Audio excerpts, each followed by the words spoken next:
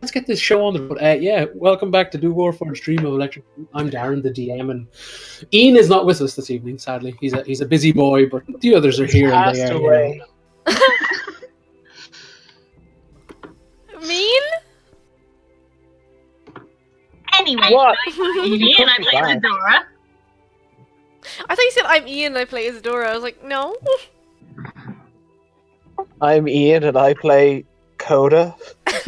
I guess I'm Ian and I play Esme. Nice. Right, so when we last left our heroes, you guys had a nice chat with Bill. Oh yeah. Being a prisoner is not a conversation, it's an interrogation. Oh, you're so boring. But whatever, I guess it's okay because they're the resistance. It's not like it's cool. They're cool, guys. They're just holding us. Whoa. Whatever. If we're gonna throw water on the it's when they do it thing, then heroes are just, hey. Hey, what have I ever done that's been that bad except student? No one take that bait. No one Nope. answers that. Not touching it. Okay. No. Granted, I've watched that bad. I've watched Fury Road so many times in the last few days. It's just that scene was like, that's bait. No. Anyway. Right, so yes, you guys had a nice chat with Bill. It was going in a direction, and then Isadora, quick thinking, to help it along, or not help it along, but to help you guys out. Not to was help. like, check my arm. Yeah, well, Isadora said something, and people reacted to that. Revealed the what. So they decided, this is pretty serious. Let's bring it to the head honcho. The party felt a shock, and everything went black. That's how it all went down, right? Yeah, for like the second time this morning. This has been a morning. Yeah, actually. Well, People need Well, to stop what? knocking us out. Well, we were knocked out to be taken to Bill in the first place from We were. wrenches and wenches, and then we were knocked We out were. again. Our brains hurt. Let us sleep. well, the first one, you could hazard a guess how long it had been, but this one feels a bit longer. But anyway, you slowly but surely come to the earthy aromas combined with that of kind of oil and mechanical aromas kind of invade your nose, or kind of like battling for dominance. There seems to be some sort of dark sack for your guys' heads, and ever it was used to carry it was either dirt, soil, oil, who knows, but that's just bombarding your nose at the moment. Can't quite see anything. It's kind of hazy, you're just tiny bits of light coming through the weaved fabric, that thing. You feel there's something in your mouth, kind of like a cloth gag, perhaps. It's impossible to speak. You hear as you kind of come to and become aware, you hear drip drops echo as you seem to be in a large area, perhaps. But you hear water dripping periodically. You hear Bill to your right, and you can't see him.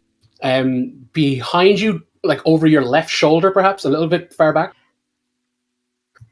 you're muffled, yelling, if someone was yelling through perhaps one of the gags you guys have, and they seem to be oh, it's kind of they're pleading, perhaps, and you kind of hear Isadora. You one hears the order in binary. Isadora would know that just do it, that kind of thing. They're just get it over with.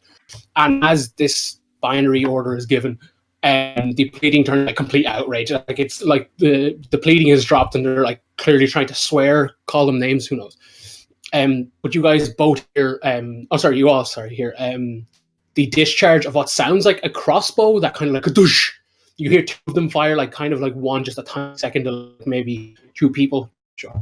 You hear tum, and then you hear it's clearly sticky, something dense and meaty, and you hear more gagging, and you hear a grunt from someone that isn't this gagged person, and then a thump, and then nothing, and then a couple of seconds pass, maybe 5 seconds, and then a mass. Well, it's distant, but it's loud enough, this colossal splash, if something really heavy hit a colossal, well, not colossal, but a very large body of water, and it seems to echo and ring out.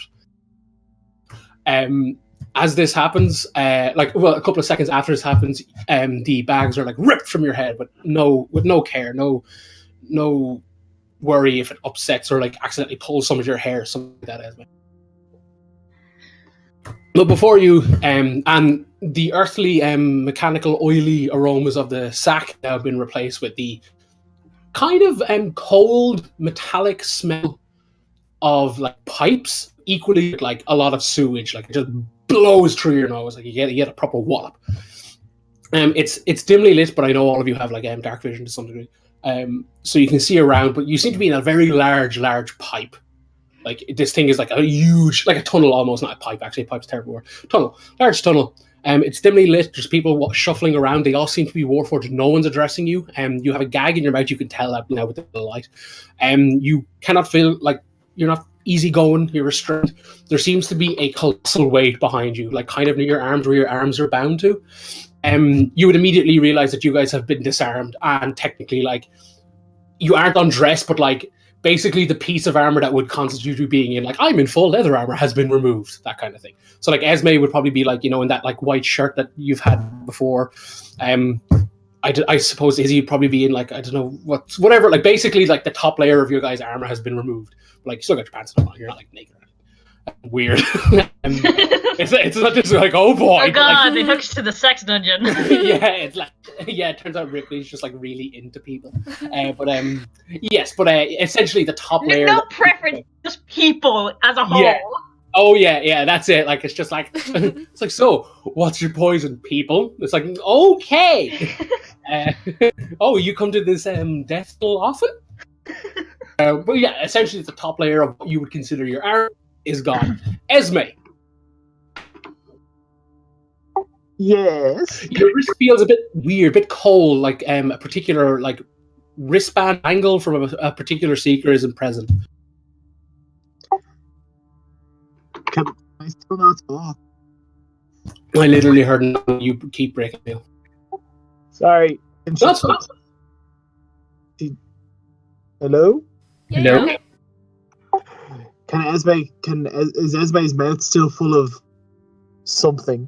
Yeah, when you look around, you can see you've all have been gagged by this kind of like, just like, looks like a cloth has just been rolled up a lot and tied, jammed in your mouth and tied behind your head, that kind of thing. Esme starts just moving around, like not far, but she will be trying to make eye contact with the nearest Warforged. And as they just look away, like they're just looking away from her, you will move, get back into their line of sight to make direct eye contact.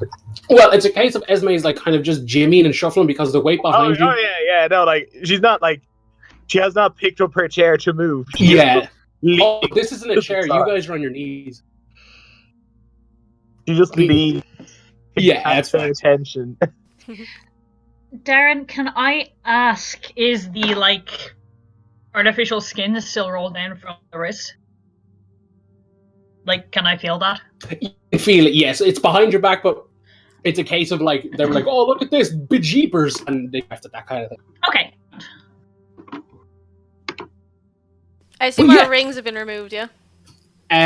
Your rings, everything. Like, you guys are like essentially so we can't rocking, telepathically like, talk to each other. Nope. You gotta do it the old-fashioned way. Like hand signals. Smoke. Our hands are tied. We can't wiggly make eyebrow. smoke. Are you guys not proficient in wiggly eyebrow? That's I can make thaumaturgy noises, but it's not words. It's just kind of banging. As Esme, like everyone's kind of like coming to, like kind of like, getting your bearings. Izzy's kind of like, is my arm still like that? Coda being like, I don't know, I don't have a ring on. I don't know. Esme wiggling like Bill steps into frame essentially, and like he kind of looks at everyone like, and like Rick's there too, obviously, but he's in passive NPC. Yeah, he kind of like sees you guys are conscious and kind of like, well, what's going on? And he kind of gives a sharp whistle.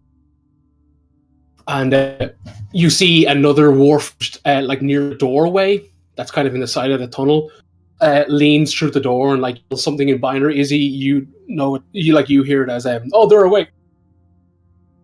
And loud boots start to, like, you can hear them echoing, like, kind of a brisk pace as of not excitement, but kind of like, determined. A very tall figure rounds the corner, like from the shadows, and comes into like the light, the spotlight over you guys, kind of thing. A very tall Warforged. Her face looks a little bit like it's seen a lot of battle. Like it's kind of, like you can see like there's been repairs done. They've ironed out some kinks and stuff, but ultimately you can see like there's a lot of wear and tear. She's like 6'3", like arms behind her back, really like kind of militaristic. The biggest oi you see is like obviously after you like see the face and your view pans down. She's just got like regular kind of like perhaps leather armor, studded leather armor. You're not too sure, but it's kind of like that kind of re-gear straps and whatnot underneath. But underneath is a seeker's jacket. This Warforged is clearly sporting a jacket like you'd see seekers like K and stuff, respectively, like and like K10 and all that jazz. They all kind of had this like long brown trench coat that seems to be Like kind it's of essentially their uniform. Yeah, it's like it's their kind of like it's the boogeyman's garb kind of thing. And she has both arms behind her back kind of thing. She walks over and she like kind of looks at every eye and like lets her hands down kind of thing and just scratches her chin. But when she lets her hands down, am I breaking up a little? They're okay for me. Okay, must be my internet. Sorry. I'm sorry, Laura. As she lets her hand down, you see her left hand.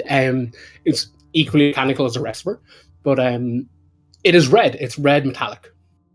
Kind of like it's again seen a lot of like wear and tear, like the around knuckles, especially like this thing, like the paint's prop chipped away, like that kind of thing. There's all scratch marks and grooves from like perhaps years of work. Who knows? But it's only her left hand. Only her left hand is like this weird metal. She like looks the party over with kind of not disdain, but kind of just like. Walks over to like kind of like a crate that's been kind of like two large crates that have kind of like positioned so like to form a makeshift table. And when her gaze goes, you guys follow like, what is she looking at? You notice that all of your gear has been sprawled out quite methodically across this. Like the armor is kind of like piled clean, but like the weapons are all out there. Coda's gun is out there. The wrist, the thingy bracelet. There we go from K. Like that's all there. And she kind of looks it all over and then like looks like without like addressing anyone in particular. She's like, I must thank you for revealing the spy in our midst. Like, want to try talk to the guard? Or Esme just is talking. Esme hasn't stopped talking since she woke up. There's just noise.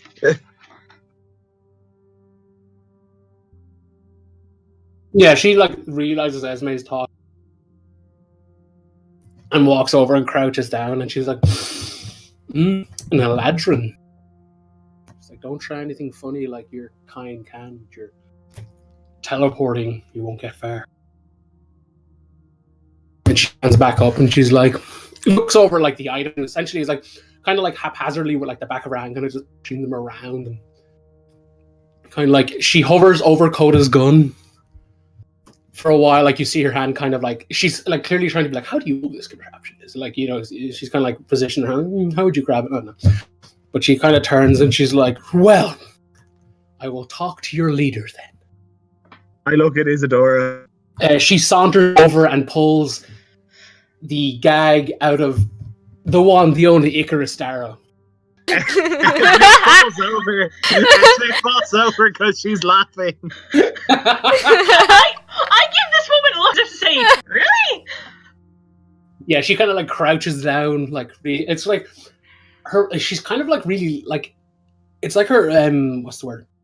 It's like her proportions are really like exaggerated, almost not cartoonish, but like her torso seems really long, her legs seem really long, everything seems really long, and just so when she crouches down, like her knees go really far out, that kind of thing, and like she just kind of hunkers down on her like knees or on her heels. And she's like, a Darrow, isn't it? Yes, but I think you're a little mistaken. I'm not. I'm really not the leader. I think there's been a bit of a misunderstanding. Yes, I mean, you can see my friend there on the floor laughing. It's because I'm really not the one to talk to. Let's see.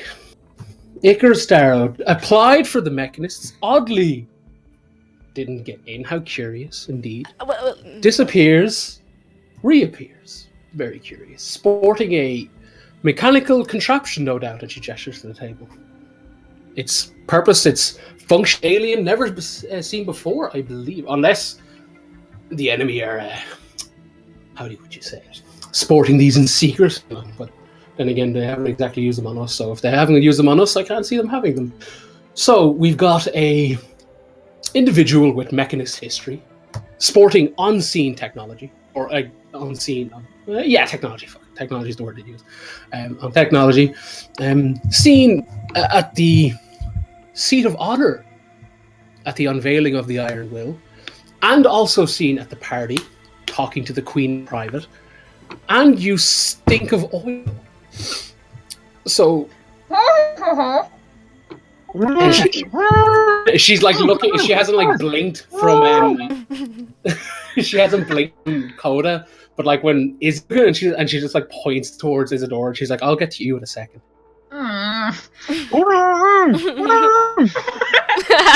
Bill is like, "Yeah, no." Bill's like, "Yeah, the Eladra never shuts up." And she's just like, "No, I can tell." So, and she gestured to Isadora. It's like, "It's your second in command. Some little new spy technology. Is that it?" Appear as us. Isadora gives her the filthiest fucking look. I'm afraid you're very mistaken. We none of us are associated with. I know what it looks like, but I assure you, you should really talk to one of my companions. I'm not really.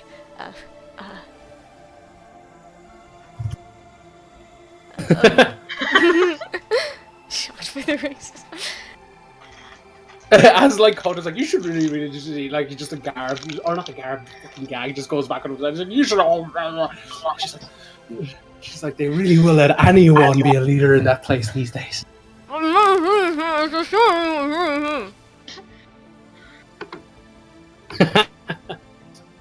Yeah, she like stands up and like goes over to Isadora, and again squats down kind of thing, and like looks her in the eye and pulls the gag out.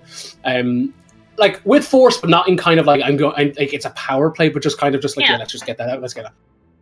And she's like, "Well, your file's rather light, Miss Tanner." I should hope so. Yes, I'd imagine someone in line of duty would want a thin folder, no doubt. So, what are you, sort of next level spy, sleeper agent? Before Amy responds, when Esme hears the word file, she starts to go mental again. Oh, that, yeah, as Esme's like Kill Bill sirens, that's over on the table as well. Like almost radiating with like quest item kind of glow. I look her in the eye and I say, I was a prototype made private investor who made me for the simple reason that he could. I was not intended for any greater purpose. I was an experiment. And when his other experiments failed, he turned on me. And when he turned on me, I pushed him down a flight of stairs. And ever since then, all I have been doing is trying to survive. And I will not survive under the current regime. And the fact that you insinuate I'm working for them is an insult of the highest degree. Persuasion, please, as well. My persuasion.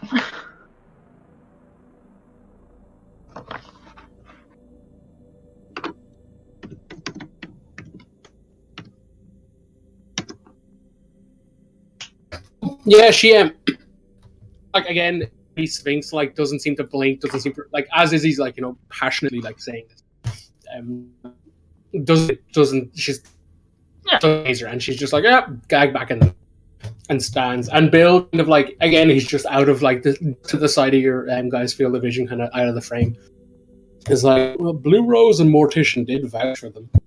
Like he says it in common, and Ripley stands and she's like, "Yeah, well, we heard from Blue Rose how long, and Mortician isn't exactly the sharpest, nor sanest penny in the bunch, or copper piece in the bunch." I know who they are. I got this one pinned. I'd like to speak now. I'm sure you would. Oh yeah, she walks back over to the table. She just her hands hovering over the secret, the pistol, and then goes to the little bracelet. And she picks it up. At first I thought this was just a standard piece of jewelry. I realized the exact metal it's made from. She glances an eye towards and she's Esme is not blinking and looking directly at her. At first I thought it was a trophy, from a kill. We all take them. When we down one of the half breeds, and she pops the collar of her jacket. But she's like, when I realized the craftsmanship, this isn't pride from the corpse of any monster. This is made, craft and sincerity. Internally, I'm thinking, really? I thought it looked kind of shitty. Nice gesture. I mean, it was always definitely a weird gesture. Just skin and give it to me. But yeah. Sure. I made you some jewelry out of my skin. I don't know how to talk to girls. He read about going the ear. I was like, I'll do that. Maybe Belle wasn't the worst choice. Girls like skin, right? Girls like swarms of others, right? And then when I forcibly removed it from your hand, it started to beep. Oh shit! Which was interesting. Huh? So naturally, we nullified it, and it's just a hunk of metal, and she just haphazardly throws it back onto the table. Oh. And she crouches down in front of Esme and is goes to take the gag and is kind of apprehended because of Esme's Esme? yeah, Esme's the Esme. She goes to and she pulls her hand back. I'm going to take the gag out, and if you start, you're going in the water. And she just behind you guys. And no matter how many you have, won't get you out of that. She rips the gag down. Immediately making kissy faces. This is well, I don't believe we've been introduced.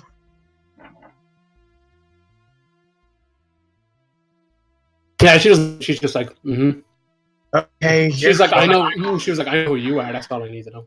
So you said my bracelet was beeping. Do you know why? Yes, you got a location. Oh, that's weird. I'm not really sure I wanted that to be a thing. I guess it was. Oh well. Any reason why you'd be wearing secret metal? Oh, because I'm dating Seeker, and chances are that means he's going to come look for the reason that it stopped. Okay, madam, I'm going to level with you. What is about to happen is what only be termed a farce. A complete misunderstanding could just be solved by all of the relevant parties being allowed to leave and speak to people. Also, more importantly, that file over there is stolen from the Mechanist Guild, and it's probably gonna explode or something. Oh, it probably 5 hours. That's probably pressing concern right now. No, the pressing concern is whether I shoot you before I throw you in the water or just let you drown. I mean, that's your pressing concern. My pressing concern is I feel like my dumb boyfriend is going to come here or try to come here, and then he's going to get arrested or killed. Which, hey, so you were talking about a dead person and a blue person. Were those Vern and or the Baron? She doesn't blink. Okay, Vern is in prison, and the Baron is just crazy. He's fine. Oh, and I'm assuming that you had someone else, and she does like an obvious wink. She's being awful. She's like someone named the sheriff because he was dead. He's not dead. He's undead, but not undead. Just not dead anymore. My out of the loop you were. Oh, is he dead again? That's She like looks over the bill and she's like, "Why would they send such terrible spies? Are they getting? I think they're getting sloppy." You see, we're not spies, we're stupid. Oh wait, hold on. Here's Yeah, the thing Cody's with nodding. spying It's for.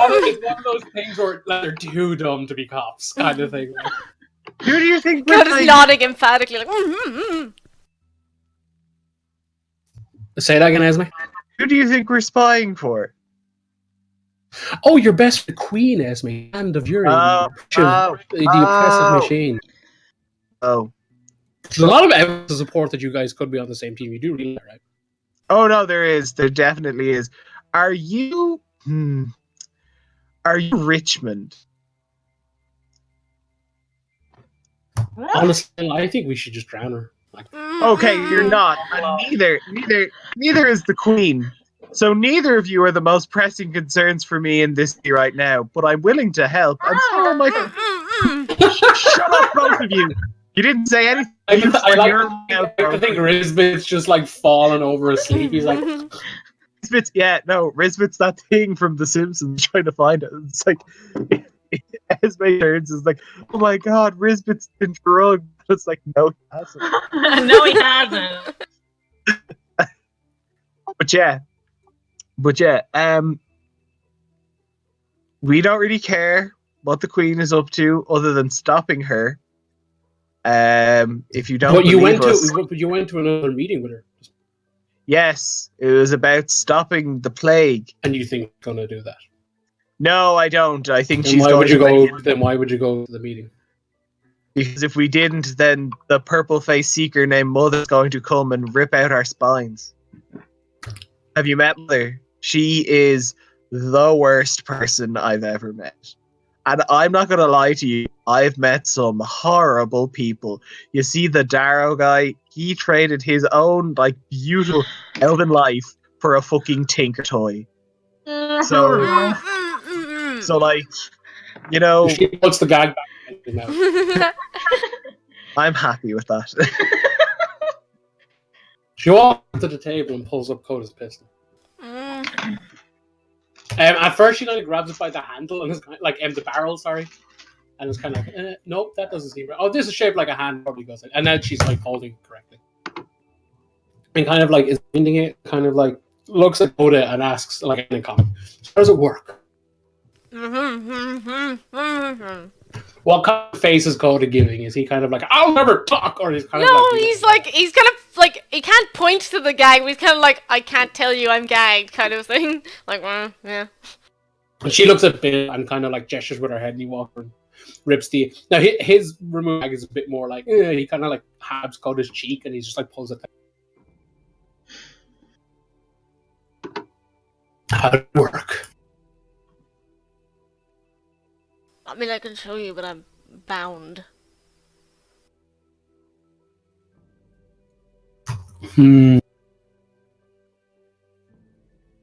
Like, how about this?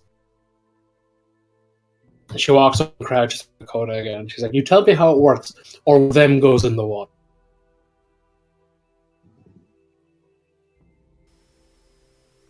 So, through a series of head shakes and eyebrow wiggles, Esme indicates, I've been thrown in the water before, locked up, and I got out just fine.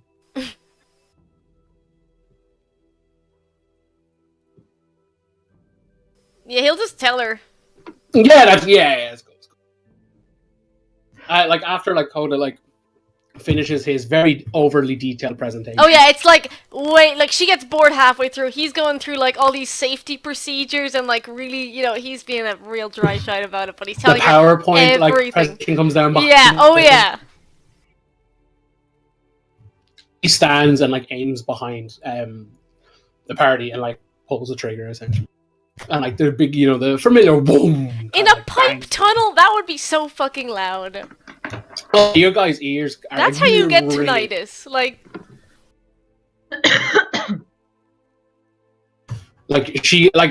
it's not that she's unimpressed. She clearly is very good at like being Sphinx kind of thing. So internally, she could be like, "Oh my fucking god!" But on the outside, she's like, "Yeah, no, I'm literally a statue." Like Bill is kind of like taken back by it, kind of thing, and she's like, "Does the guild have these?" no. They wish. I Persuasion.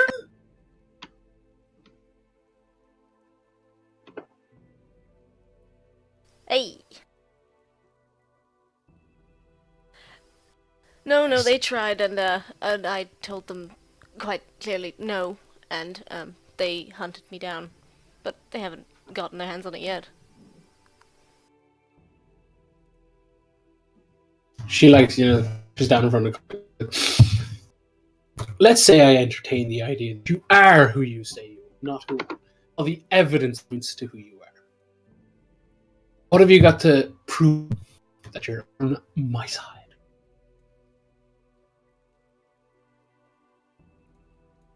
I mean, we can tell you a list of names, information we got from stealing records from the Mechanist Tower. If you can, I don't know if you're working with the Baron, but if you can get word to him, he can vouch for us. Harkin, Vern, any other? Do you, Carla? No, What? no. Yeah, I think my friend wants to speak. She rolls her eyes and gestures to Bill, and he ungags basically the party. I mean, it's not like we haven't done work for you before. Bill, we destroyed that warehouse. We killed Seeker at your request. She nods, but she's like, could be playing the long game. Oh, also, Give up one spy, get 4 in instead. just for future reference, those warehouses are distractions we've learned from files we stole, and they actually transport things to the city in carts early morning when everyone's asleep at curfew. So in future, if you want to destroy any more supplies, it should be done at that time and not the warehouses. They are a distraction.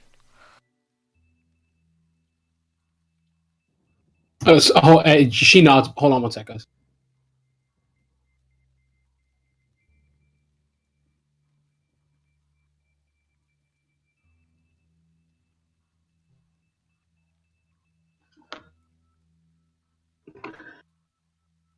She stands.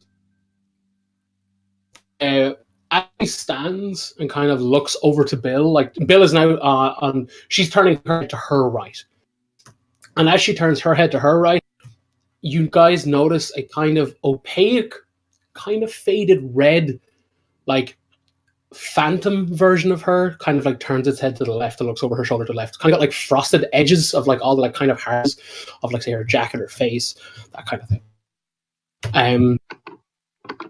It's kind of like looks at Bill as if like, do you believe them?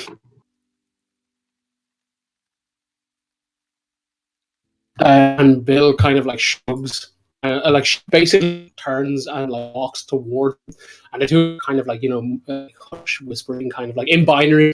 Can I hear like, anything? Yeah, perception check for listening. But as she walks off, it's like a phantom copy of kind of like but like it's kind of like she walks away from like this like kind of duplicate. Oh, sorry. Ignore that. I was like, what? That's a low roll for a D200. That's only a 10 anyway.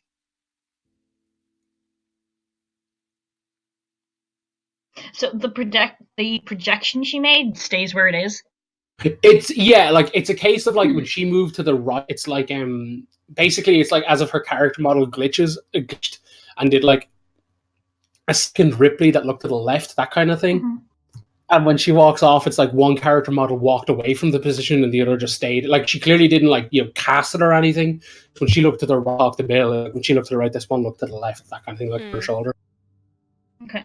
It kind of has like this kind of like weird like eyes are kind of like Warforged. It looks like she almost has like bags under her eyes, and like her eyes are kind of constantly in that like sleepy bedtime or sleepy eyes that kind of like half closed, kind of like, but she kind of looks a bit, almost kind of has like if she's constantly wearing kind of a tiny goofy smile, like her mouth is just turned up just enough that it's kind of like this kind of sleepy goofy face. Like this phantom kind of like just like walks, but kind of like fits as it does, like over to the table and poking things. Nothing's reacting to its pokes. Clearly like poking at the secret thing and poking at the bracelet, the armor, and the daggers, and like his poison sword and fucking Esme's rod, that kind of.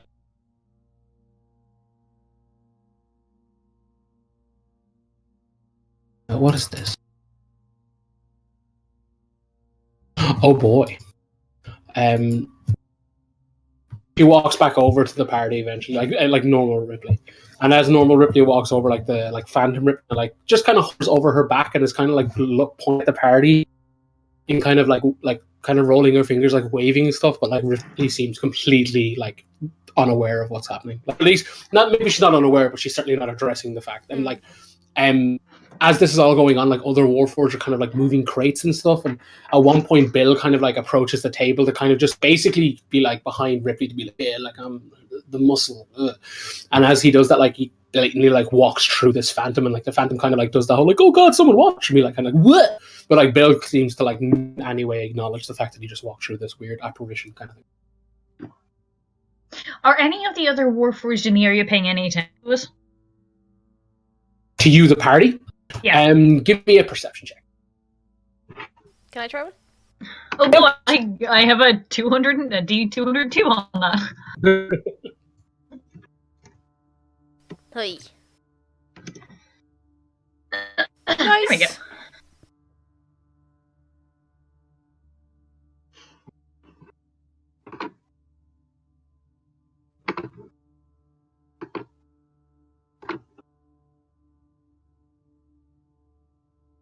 Now, can I roll Arcana just to see if I have ever heard of a spell that like makes, you know, duplicates or like, you know, that kind of thing before? Yeah, sure.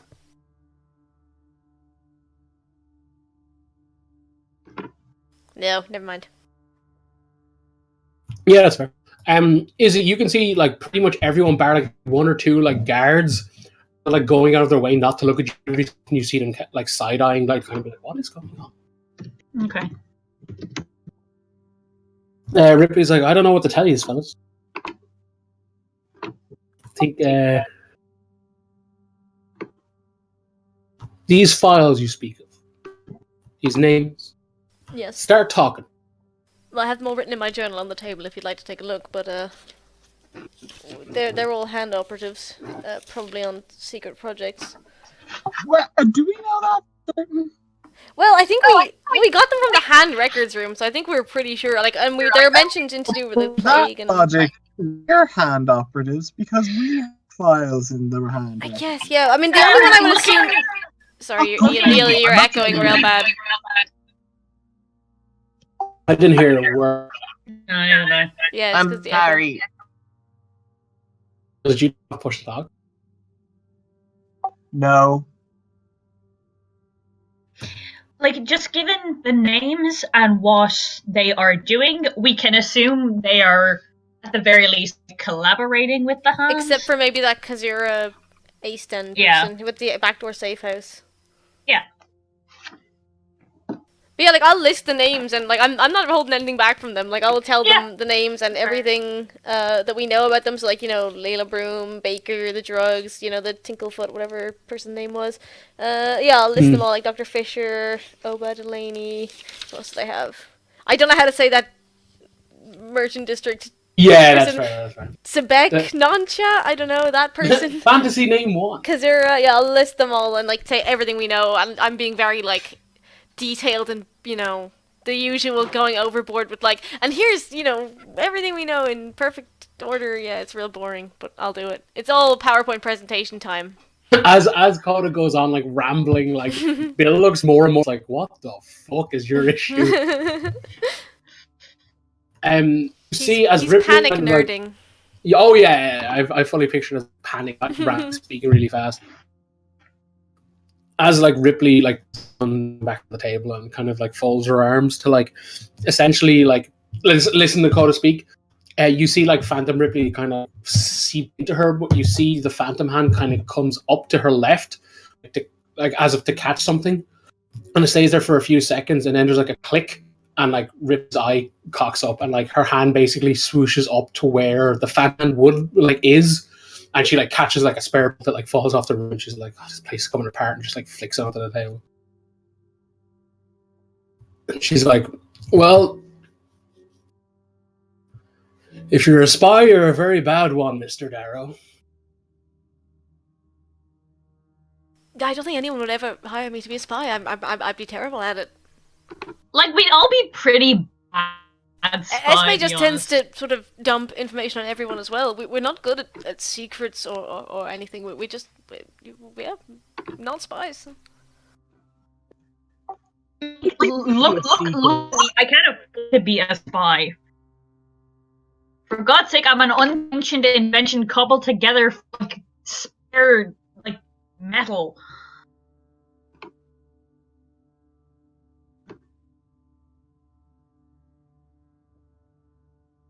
She turns her heel and she's like, "Girl, get the stone blocks off them. I think they're fine." And Bill pulls out like a dagger and goes behind you guys, and actually like he cuts some form of rope and kind of like pulls you guys to your legs and like on your bands. And when you turn around, you realize that you guys were tied to like these massive cinder blocks, and you guys are standing at like the edge of this like colossal like drain drop. It's like massive. It's like at least like 60 feet across, kind of thing, like 60 feet in diameter. And it's just like goes really far down, and like it's kind of like a darkness at below, like just because it goes down, but you can kind of see like shimmy of water. This is exactly what I was picturing. This is like exactly and, like, what I see... reckon was happening. And Bill just clearly like kicks the cinder into the water, and there's like this massive like boom sploosh. Thank you. He nods and keeps walking, and she gestures to the table, and she's like, "Get dressed." And she's like, and as you guys approach the table, she's just like, "You can refer to me as Rip." And like she walks off into the, like towards where that she came up before, and like Bill kind of like stands over at the look, essentially like making sure you guys don't put any first ones, that kind of thing, but just kind of like, "Oh, you guys are putting your gear back on," that sort of thing.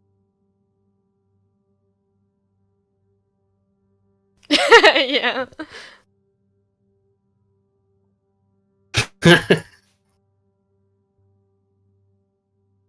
So yeah, guys, do you do anything as you guys gear up? Gotta wait 10 minutes for technically Rizbit to put back on his armor. Yeah, we're all done in like 2 minutes, and he's just like, "Wait, hang on, wait." Almost.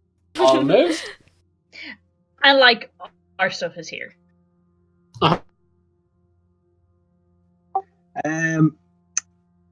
So there's just like a giant drain drop. And is there just like a big pool of water below it? It seems to be, yeah. Like really far down, you just see like the ripples of water in the dark. Bill! He walks over and he's like, "What?" Where does that water go? Does it just stay there? Under the earth, as far as I know. Well, deep underground. So does it... What? So she picks up the phone. It's like, I don't want to have to deal with this, and I could just throw it in the water. But if it could track people, I feel like that would be a bad idea. I mean, Yeah. it didn't set off any of our sensors, so if you can track people, it must be your incredibly powerful magic technology that we know about. Do what you want, but Well, we need to go topside soon, so it can just be put somewhere away. he laughs at the note. He's like, "Haha, no way, you're in this now. You're the thick." I have things to do. Oh, I'm sorry. No, you just signed up for the war. See, you're No. no. I feel like we've been a part of the war for a while. I thought we were already signed up for the war. What's changed? Actually, we've been doing shit. So this whole thing is just like, "Oh, well, you're in now, kids." It's like, we've been doing our business. We're the reason that there's a fucking network. whatever. We just have to keep proving ourselves over. As you're saying this, he's like nodding, and he's like nodding to Esme. Hey, no, that's a good point. And it's just like to like, oh, Warforged is the back, and then as he comes over, it's like, we only were cinder blocks. Esme just looks at him and is like, I sit down a god of Warforged. Do you think you're a god of Warforged, Billy? Esme. Billy? Esme. Okay. He just looks Esme in the face, and he's like, oh, I haven't had such a snot-nosed read in so long. This is going to be so fun. Look, I do understand your reservations, like, given what you saw, but I swear we really are trying to do good here, and we kind of have, like, maybe other places, look, and we want to help here too, and that's all. And to be honest, I'm kind of glad to get back in contact with you guys, because I really didn't know how to do it, like, safe, you know? He nods. He's like, your efforts have not gone unnoticed. It's like, we've been getting morticians' reports slower and slower because, again, he's as mad as a bag of spiders. But we appreciate it, but equally setting up things, say, in the likes of Dagdom is fantastic for the cause. But they're bearing down on us on fronts at home. So us thinking like, okay, yeah, you have a few names that could possibly sneak some, wounded out. That's great. But we're still getting stabbed like crazy every night. So, forgive us if our priorities are a bit, clashing. Well, Don't worry, we're going to change all that. Is staying here even a priority? Is it worth it? Yes, it's our home. Next question. We were going to maybe start looking into these names, but is there something more pressing we can help you with? Tell me something. You look into these names, how are you going to handle it? And there's only one right answer. Think carefully. Their operations for good. Yeah, you started. Yeah, see, no, that's all. You want them dead. He does the Mad Max like, yes, you're on top. Yes. You got this. Yes, because this is a war, Jadaro. I know. And people sit around and like, we should talk. No, it's like they hit back, we hit back, and why do you think there's a curfew? They don't want the public seeing how hard we're hitting them, so they fight us at night. That kind of thing. Well, they can't afford to fight us because they get too many people killed. What exactly have they been like? What have they like? Is it raiding? What are they doing? Finding a lot of our forces like this one we're in.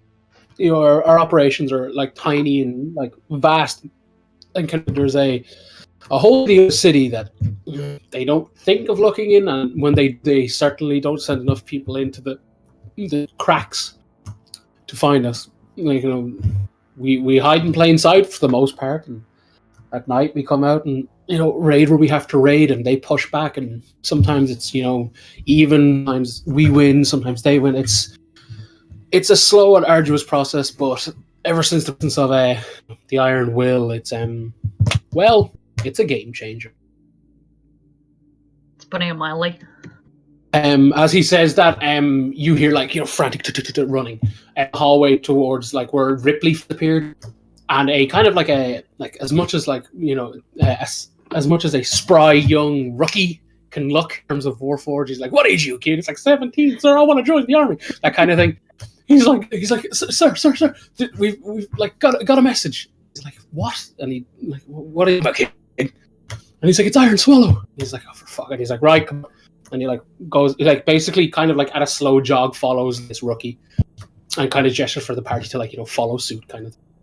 Did he say Iron Swallow? Iron Swallow. As you guys follow suit. Sounds like a cooking competition. The Iron Swallow! Oh my god. Yeah, I'll follow. Yeah. I'm trying to figure out of character who that could be. I don't know if we know them, but I'm excited.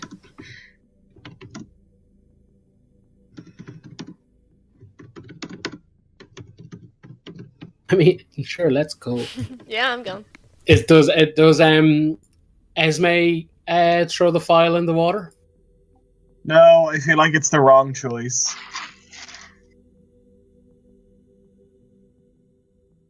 Okay, you guys follow through, and like guys follow. Like as you guys follow, you go through this like really old, like really worn down like concrete and metal corridor. Like there's water stains everywhere, like from leaking pipes. Oh shebang.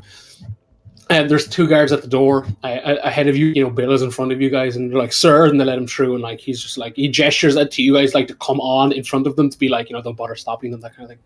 Yep. When you guys walk into the room, you guys are like the scene before you is chaos. It's kind of like a small enough room, kind of like about this. Like for you guys, it's about the size of the canteen back in IDT, like where you actually sit in the east and where you get the size. And people are all at tables. There's loads of people not yelling but talking over one another. There's like maps everywhere. There's boxes of like God knows what, like utility supplies. Shebang. There's people walking around holding up like stones of far speech, like people showing like the likes of Ripley and Bill and like other people who seem to kind of just like hold themselves a bit better than others. Kind of like there doesn't seem to be any like insignias like showing rank or like like authority. It's just people are clearly talking to the right people. Everyone's kind of in not rags, but like hand-me-down uniforms and like armor, and it's basically like a cobbled together kind of uniform. Like there's no like recurring theme. There is a bit of red everywhere, but other than that, like red sashes on a few people's arms and a few like banners, like just thin strips of red. That's it. Like it doesn't seem to be like like maybe it's the official thing. You're not too sure. Like not everybody's sporting a look. And oh yeah. Sorry, 2 questions. No. Is everyone a Warforged? Yes. Is Ripley here? Yes, she's in the back and she's like swarmed by like loads of people. Like she's holding like this like blue gem. Kind of looks about the size of like a decent sized rock. Everyone's Warforged. There's like you kind of like this seems to be like an operation in like full swing. People are like yelling into like stones of far speech, and like as they're doing it, they're like marking maps, and some of them look like geographical, like like the steepness of mountains and stuff, and there's like all like red lines and blue lines like from ink and paint drawn everywhere in circles. Some of them are like a lot of them are like maps of Uria, but you guys notice it's the map of Uria like that we technically like the players have been looking at, but like you can tell it doesn't have any of those like old new but familiar kind of hallway or alleyways and buildings and sections of the city pencil and that sort of thing. And there's loads of dots and like tactical maps with like little tokens to they push in here and we push through there, that kind of like battle mats and stuff, or battle maps, sorry. But yeah, and like when you guys come in, Bill is kind of like, "Oh, keep up," and he's like shoving his way through the crowd, and they're like, "Sir, sir, sir," like saluting him, and he's like, "Get the fuck out of my way, kid," that kind of thing. And he like gets up to Ripley, and he's like, "What's it like? Is it actually them?" And Ripley's like, "Apparently so." Like she's like kind of cool and collected, like cool in both like she's calm and collected, but also that she's fucking cool. She's like, "Hold on, we'll talk in the back office," and actually she walks away like the duplicate, like the Phantom Ripley, and like just like again she like walks off, and it's like the seg automatic glitch, and it just kind of like swims after everybody, like weaving in and out of people and like phasing through, but like no one seems to notice a thing. There doesn't even be like a reflection of the action, say like off anyone's like metal armor or even metal skin. Like there doesn't seem to be any glow. Like the apparition is clearly glowing, but there doesn't seem to be any like glow on like the physical realm, or like not realm but plane, that sort of thing.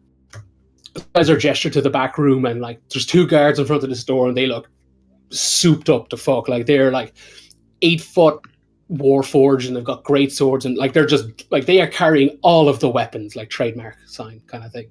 Like they're just decked out and like arms folded, and when like Ripley walks up, like they step to the side, and again like Bill kind of like stops and lectures at you to come on, and he looks at them to be like, they're with us, don't bother to question them, that sort of thing.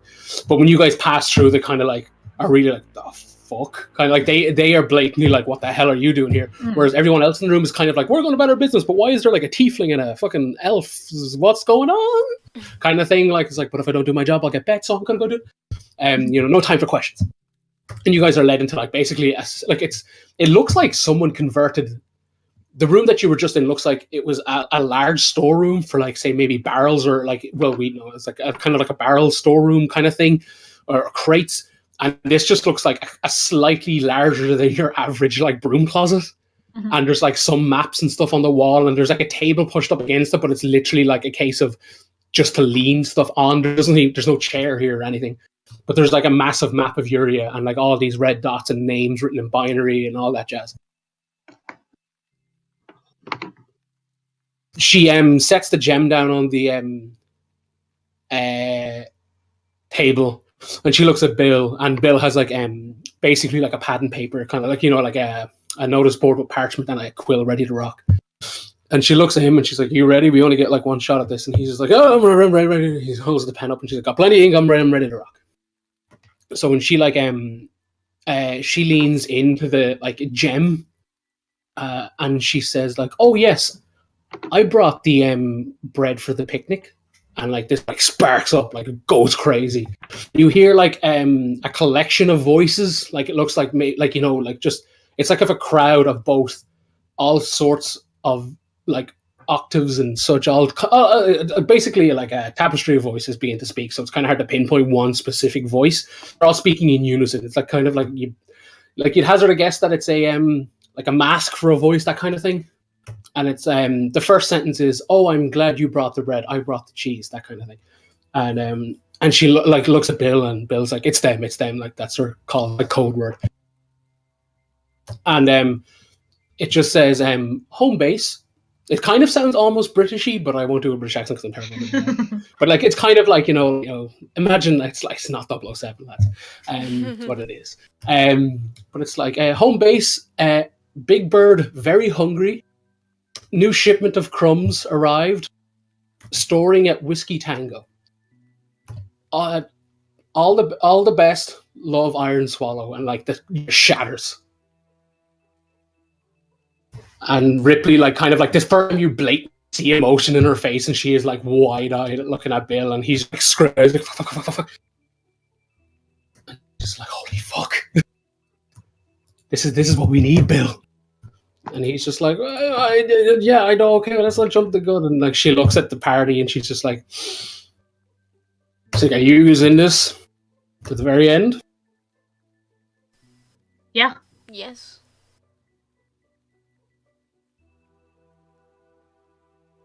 Esme.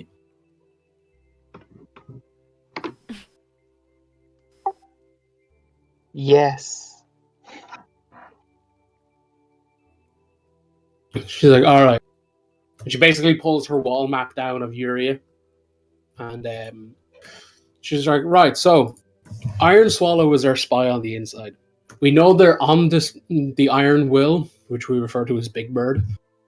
We know Big Bird's hungry, and apparently they've brought breadcrumbs in for the Big Bird, which means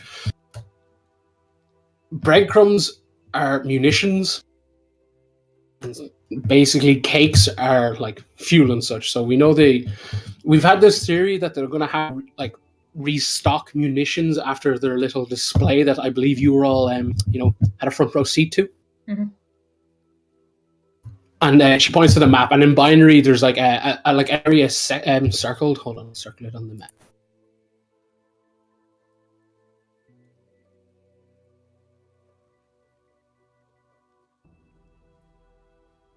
These warehouses here, just to the left of the slums. And in binary it's written there, but Izzy, instantly you can see it says Whiskey Town.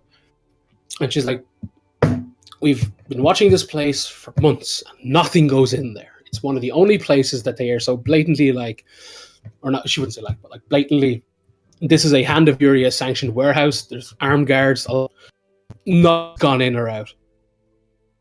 We know that they have some sort of installation or outpost where most of the equipment for the Iron Will was produced, but it wasn't produced in Uria. They're funneling it in from somewhere, we don't know where. But if the Iron Will needs to reload its crossbow, so to speak, and they've just brought in its new bag of bolts, striking and destroying it would cripple them. Maybe not permanently by any means until we know where they're like creating this stuff. But for the minute, it will be a massive win for us, and it will send a clear message as well as just outright crippling their restocking."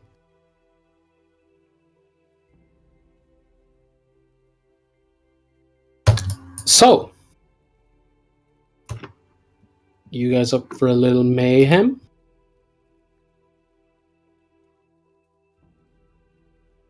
Ma'am, yes, ma'am. Yeah, do you know what? Fuck it, we already did the polite society thing. Let's go wreck someone's shit. No, yes, I'm ready to cause a bit of damage.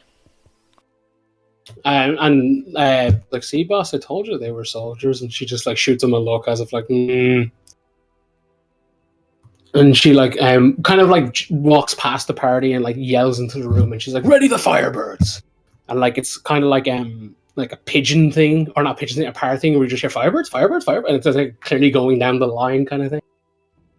And she's like kind of turns to the party, and she's like, "Right, we need to coordinate attack. 2 teams, well, 3 teams technically if you guys are there. There'll be 2 Firebird teams. One will cause a distraction, one will run with you to destroy whatever this we don't even know what it looks like. Just, when you get in there, you'll have to, and as she's saying that, like alarms start ringing like crazy.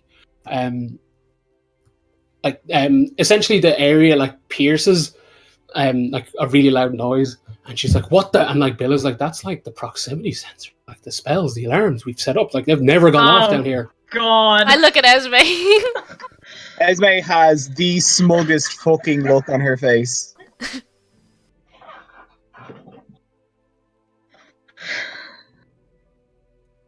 I'm prepared to be told I'm wrong, but I'm equally... I just believe I will. She looks at Esme kind of and she's like, "It's coming from like the pipes, the west tunnels." Maybe we should go and investigate. Oh, I'll do it. And then she walks out.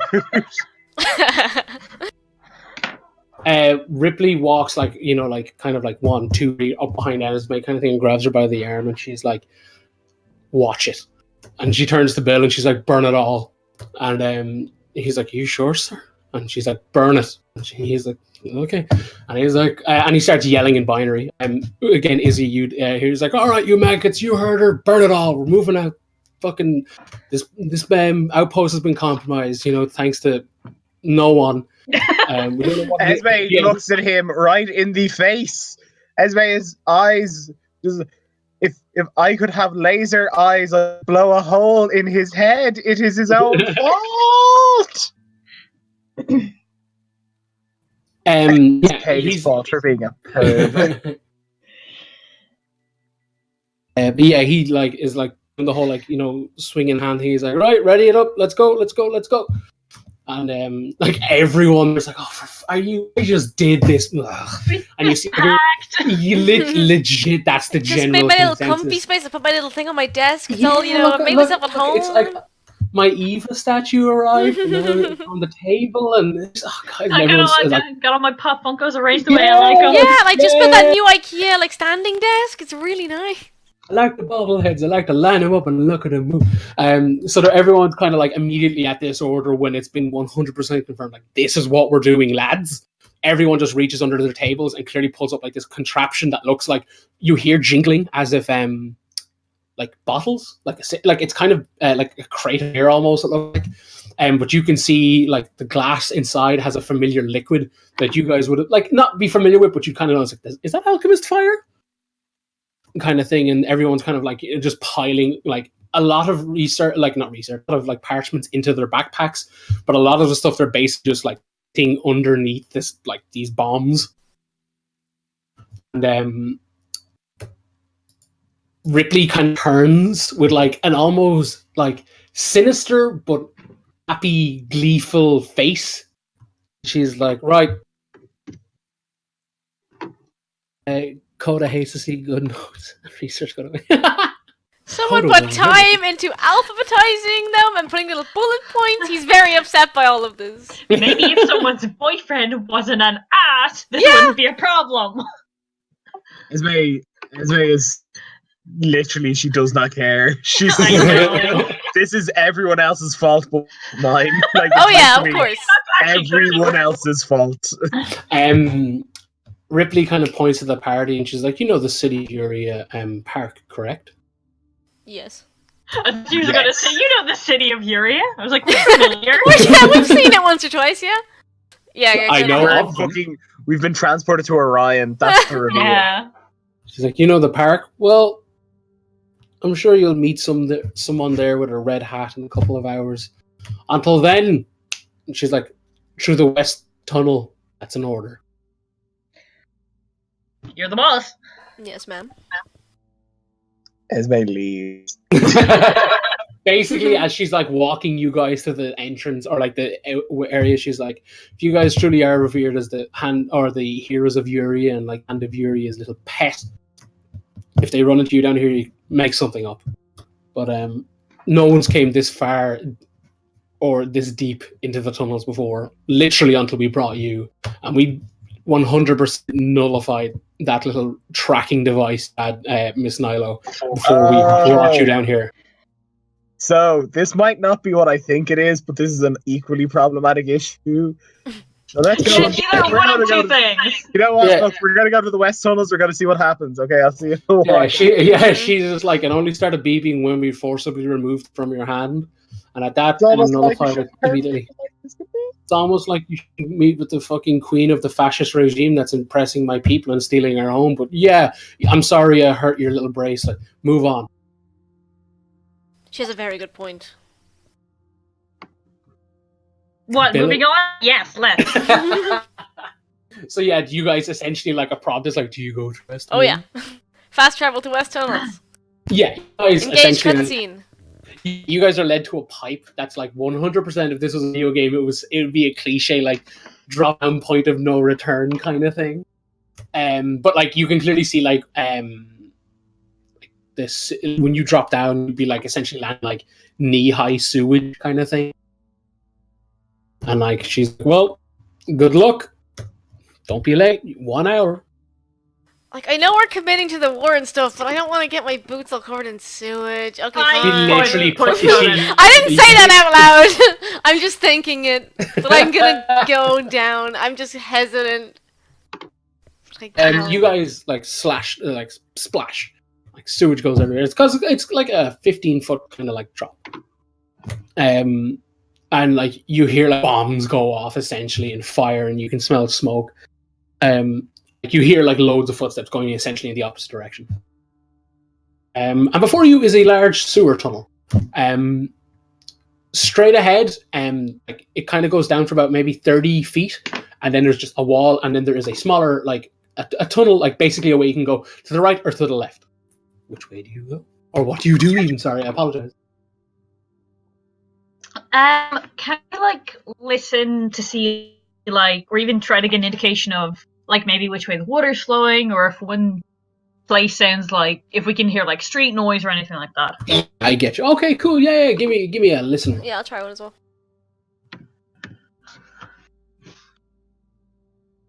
I guess we'll take like a tunnel each or something like that and listen and see what happens. Okay, cool. You can hear running water on the right, the coming from the right tunnel, and from the left tunnel. There's kind of fainter running water as like, it doesn't seem to be as like the current doesn't seem to be as strong, but you can't hear anything else otherwise. It's just more a case of like strong water from the right, faint water to the left. On that, I'll be back in like 2 minutes. I just need to go do the thing. But yeah, you can like I guess like talk amongst yourselves in terms of like devising a plan or what. Yeah, I'll be back to a second.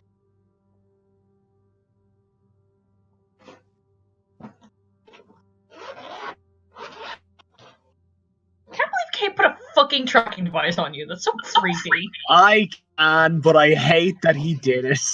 It's a little weird He's they didn't tell literally- you. The whole joke is that it's just out of character. The whole joke is he's Batman and she's Catwoman. It's like Catwoman would do that to Catwoman, and she'd know it would be okay. But what a he built it out of his own flesh. Like I thought that was Yeah, weird as part. It's a little strange. Although, I guess, like, Coda can't judge because, like, him and Alex have, like, matching necklaces where they can, like... Don't you have a sex sending stone? We have, no, the Fire Speech Stones are in our engagement rings now. So you're sexting stones, whatever. Sure. No, they have, like, necklaces that glow when they're close to each other and stuff as well, but... It's not like made out of your It's skin. not a tracking though. device made of skin. It's not as weird. Like, I thought it was a little weird, but, like, this is much weirder. Ours thing looks normal now. Also, I nearly said this and then I didn't because it felt like it didn't like fit in with the scene. But because Isadora was essentially like a private like backyard experiment, for lack of a better term, like her came off the market and some of them were secret parts. Ooh. Oh, that's cool. That's what like bronzy. Ooh. You got some seeker in you. It's like one of those people who's like, yeah, I'm 1/16th Irish. Like, I am 1/18th seeker. Oh my god. That's not something to brag about.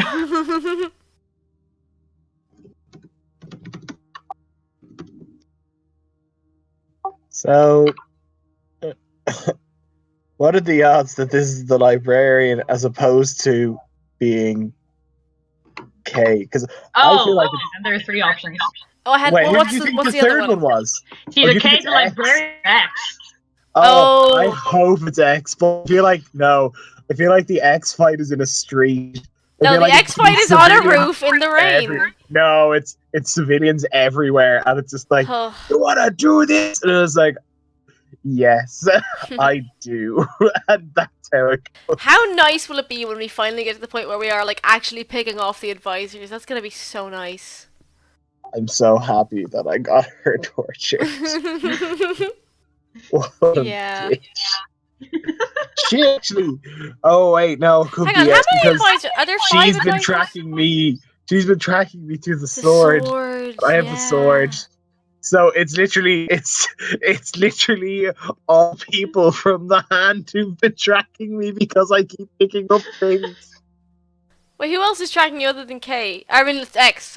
Everyone's got a K, letter name. X, Well, and K is the, not with the the hand person though. who I know, but it's 3 people that the resistance would look at being like, you're definitely with the hand. It's like, I mean, at this point, maybe I should be. Yeah, I mean, if the librarian did put any kind of like tracking thing on us, we didn't notice. So, but it could still be the librarian. I don't know. It's probably the thing, the actual like. Oh, the file. Yeah. The file itself. Oh, yeah. Because That could be I think the idea is that it's like if the file is missing for 24 hours, the it's librarian will retrieve it. Yeah, it could be something like that where they're all enchanted and like they have some sort of like weird, gross, invisible friend who comes after you if you don't return it in time. I really wanted to throw it in the water even after. We should have planted it on someone we don't like. I know, because see, this is the one that I kind of like. I need This is Kay's one, need to isn't it? find out what's next. Yeah. Have you not read through the whole thing? No, I have. Okay. But you want to give it to Kay? No, I kind of. I want to give him the option. And then it's his Yeah. I think that's fair. Like, you gotta Pretty offer it much.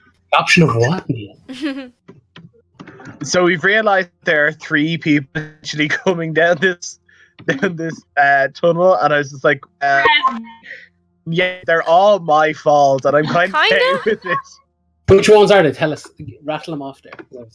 K, but like if K comes for Esme, it's a nice thing. Yeah. See, the problem is if you open a 2-way, you're kind of like it's probably Mother as well, but it's probably not Mother. X and whoever will collect the file is probably the top. X with the librarian would be my guess. Probably X because like there was that whole like cutscene side thing where it was like I'm gonna go kill Esme Nilo. Like so that's probably it could be X. But equally, we were told that Kay was back in the city, and it was kind of a passed-off line, and it might not have been real, but it might be real. You can never now tell. Speaking of, sorry, just before we go back real quick, another passed-off line that we have not addressed is the fact that Harkin said that he had all of his memories were like fake implants, and we've never heard of that happening, and we never addressed that, and that's a serious thing that I would love to find out more about. Anyway. That's just something I'm a little concerned about out of character. I like to think that was completely delivered in character. No. Hey guys. Yeah, before we go down here, let me just talk about this thing Harkin said now. Now he'll bring that up at some point though, because that's concerning to me as a player. We didn't know that they could make fake memories. Well, isn't that the whole idea of like what happened to us? Well, no, we know that we forgot a load of stuff, but we never knew that they could implant false memories, as far as I know. we knew that like time was erased and we'd have gaps and stuff. But this is was this not the first we were hearing of like, oh, I had a bunch of memories that turned out to be fabricated. Anyway, it's not relevant now. It doesn't matter. But I've been thinking about it. It's no way. Yeah, no, it's cool. Which tunnel? Sorry, was it left? You said, Esme? Yeah, I think we should go left. But what do other people think? Actually, left. yeah. Hold on. Sorry, Commander Coda, you're in charge. Oh yes, I forgot. I'm the leader. Yes. Smells like oil, guys. So, left or right, guys? Telltale moment.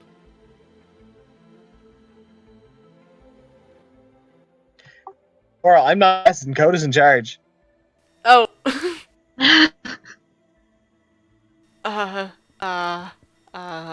This is. It's literally an A or B choice. Yeah, I love that it's a really simple decision, and he's just frozen. Which way sounds like there's less water? Left. I walk left. Thank you for making this decision. Thank you. Can't believe you guys are playing a game of Cheaty. So we go into I can't the believe left she tunnel. thought you were the leader. I can't believe it either. I mean, I don't give off that quality. Well, I guess it was more the name than anything else. I wonder how she knew.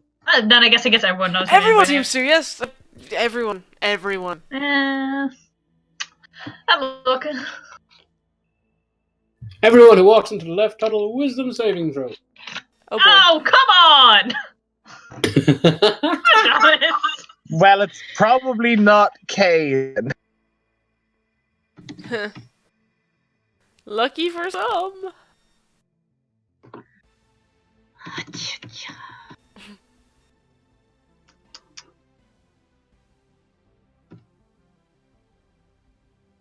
Okay.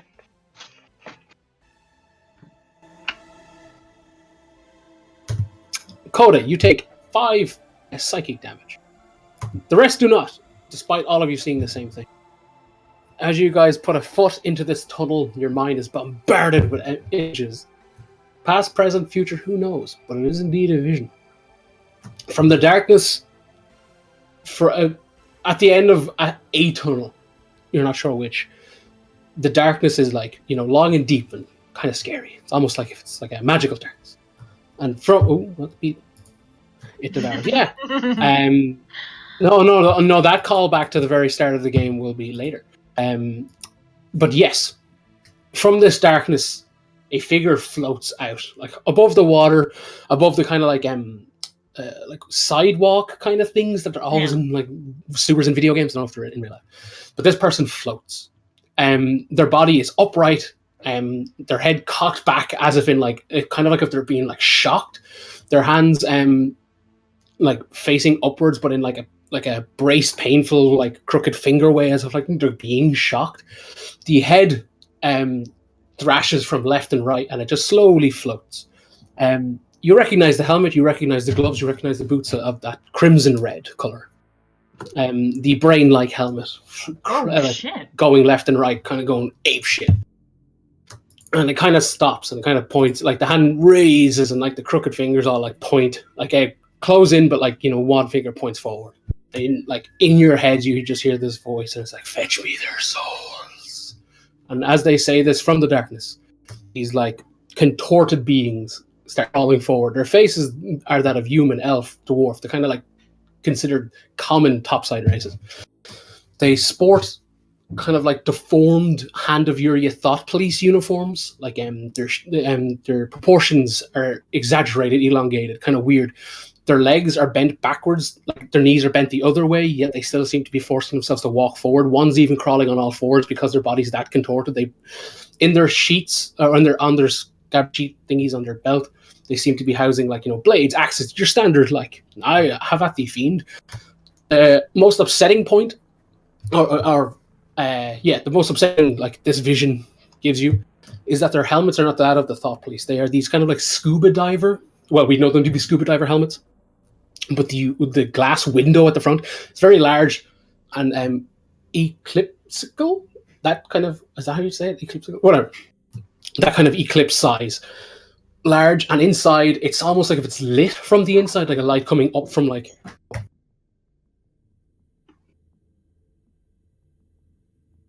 It's almost like the light is just before, like underneath where their chin should be, and these illuminated faces are like thrashing all over, like in constant light.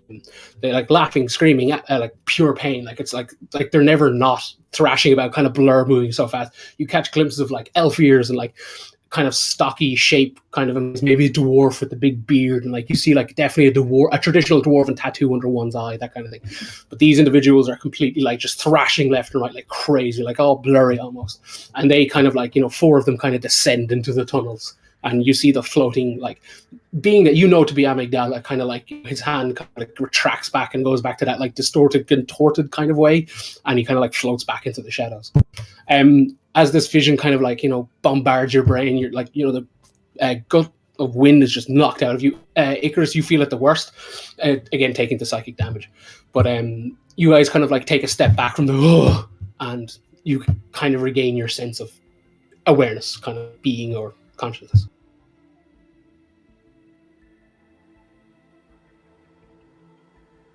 But those things aren't in this current tunnel, right? We just saw them in like a vision of another tunnel. You saw them in a tunnel. But they're not here now. They're not in front of you, no. I hate the series. I hate that fucking guy. Who is he? He's the guy that broke his big sword. Oh. He seems like a nerd. And I don't mean that in the affectionate way that Code is a nerd, like a bad. My money's on he's the one trying to control everyone, and I mean that is quite evident now.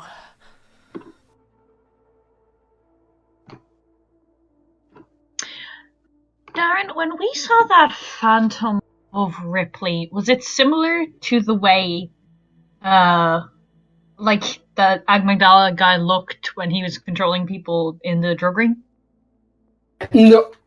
No, this thing was kind of like a solid, like a kind of pinkish red, like ghastly form that kind of like seemed to be kind of almost what's the best word?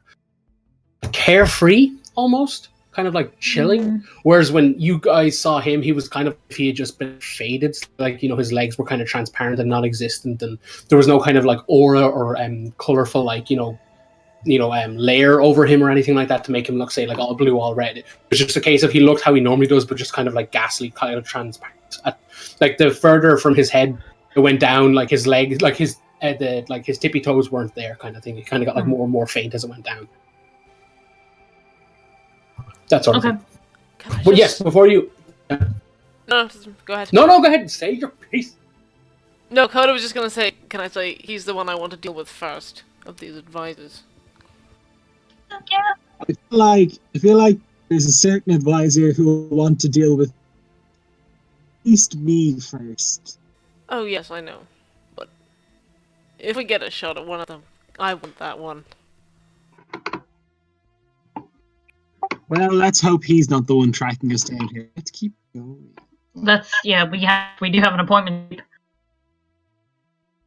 Hi, friend. Before our polite new friend, I love.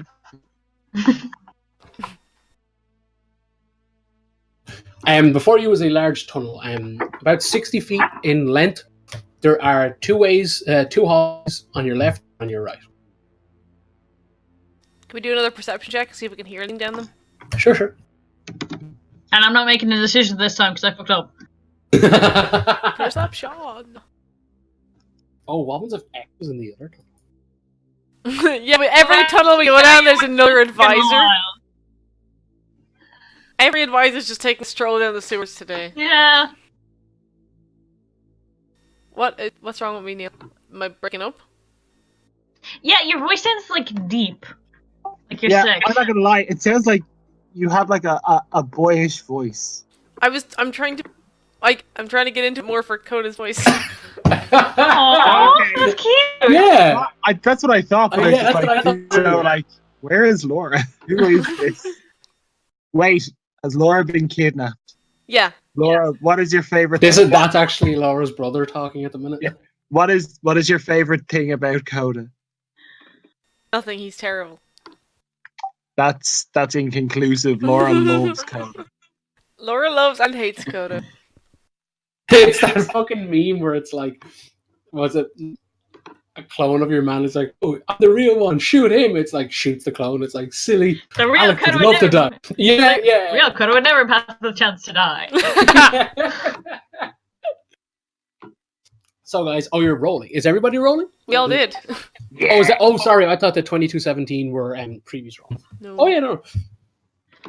On the right, Coda, you can hear Coda and Izzy. On the right, you can hear like faint water getting fainter. The first tunnel on the left is completely silent, like dead silent. The second tunnel on the left, you can hear faint whooshing of wind. Ethereal continues. Let's go to the whooshy. Well, this one seems too quiet, and yes, alright. Yes, the whoosh. We go to the whooshy. As you so elegantly put it. Marching order, please, friends. I'll go first. I guess I'm the tank. Cool, deck safe.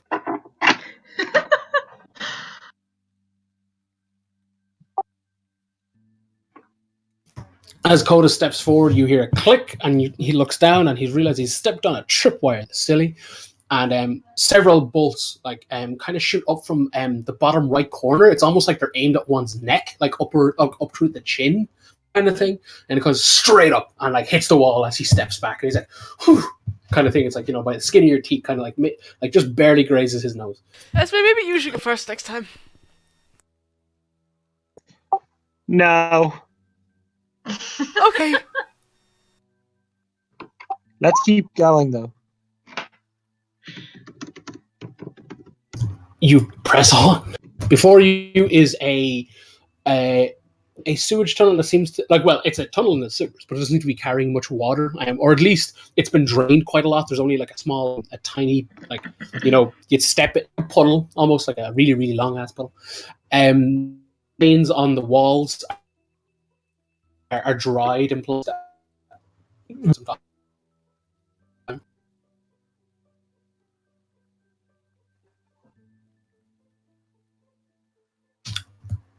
before you is what looks like a slant, like a steep slant straight ahead. There's kind of a gap between you, like a tunnel, but the slant seems to be kind of like there's almost like torchlight coming up from the top. And with the surface of the slant looks like it's quite slippery. So to get over there, it'd be like a jump or some kind of you'd have to traverse like a 10-foot jump, like straight across. And then the slant itself looks like it could be a little bit trickier to run up, that sort of thing.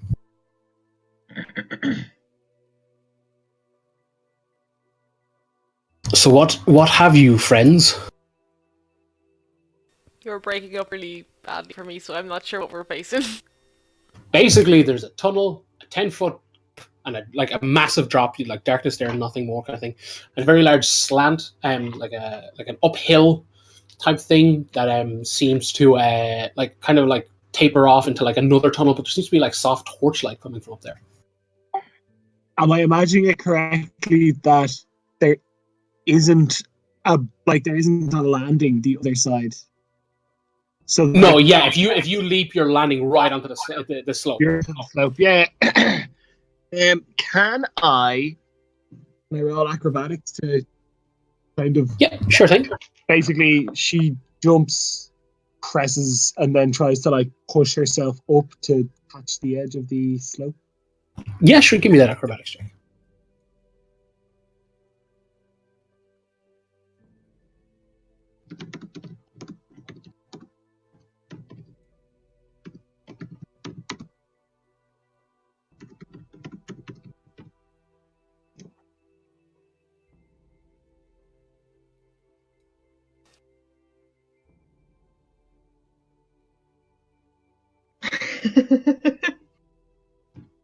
Look, Scoob, I'm buff.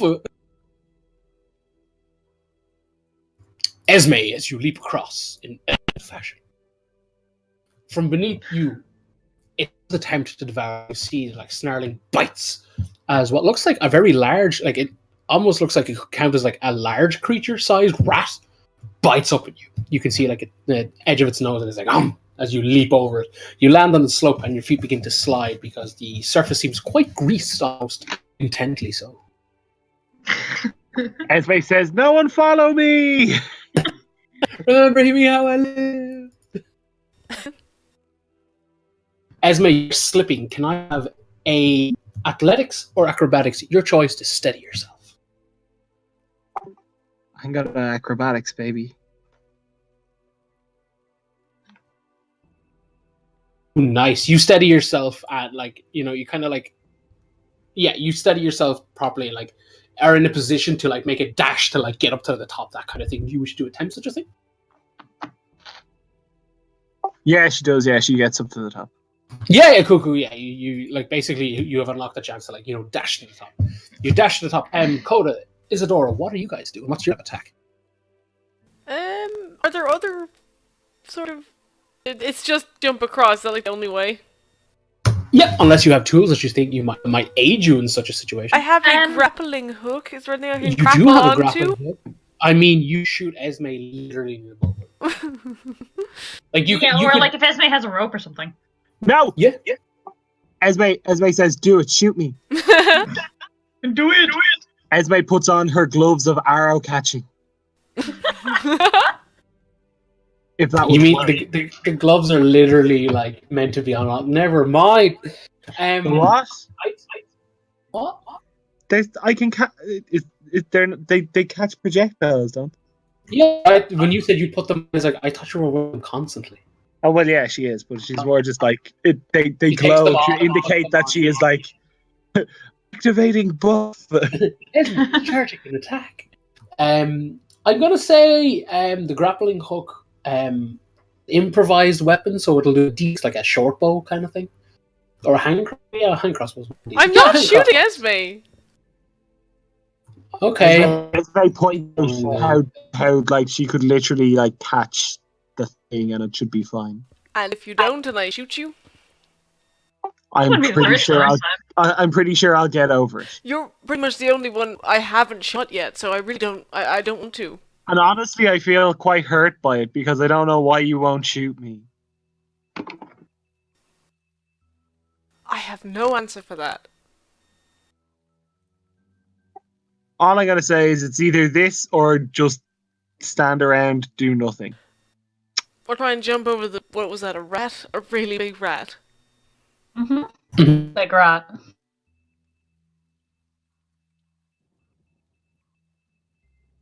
Kind of looking at Isadora for her wisdom on this. Do it! Shoot her! What, really? She's gonna catch it. Coda, If do you she have that little doesn't- faith in Esme?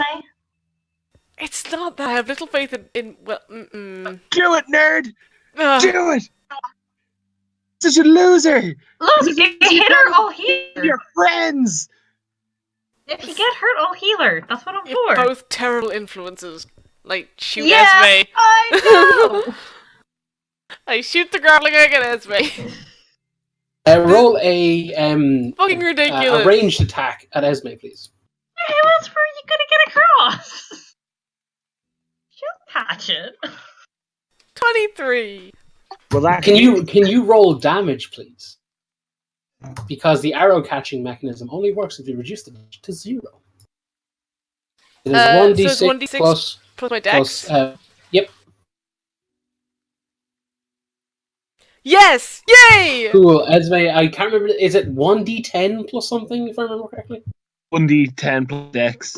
Is it rad? Cool. Come This should be on. fine. Nice. Yeah. Well done. Yeah. Esme, fucking Neo dodges, slightly, arm jolts up, and she catches it. Co's And breathing then imagine she heavily. ogla faces. This is actually a really good system, by the way. You could do so much with this. Yeah, I've never thought of it before. It's a cool idea. Just get Esme to scaling and it's like, shoot me! I mean, usually there's something I can grapple onto. It's just in this case there Oh isn't, my so I God, have to is use my Esme- friend. Is Esme and Coda, Charles, and Eric in first class where he has the gun to his head?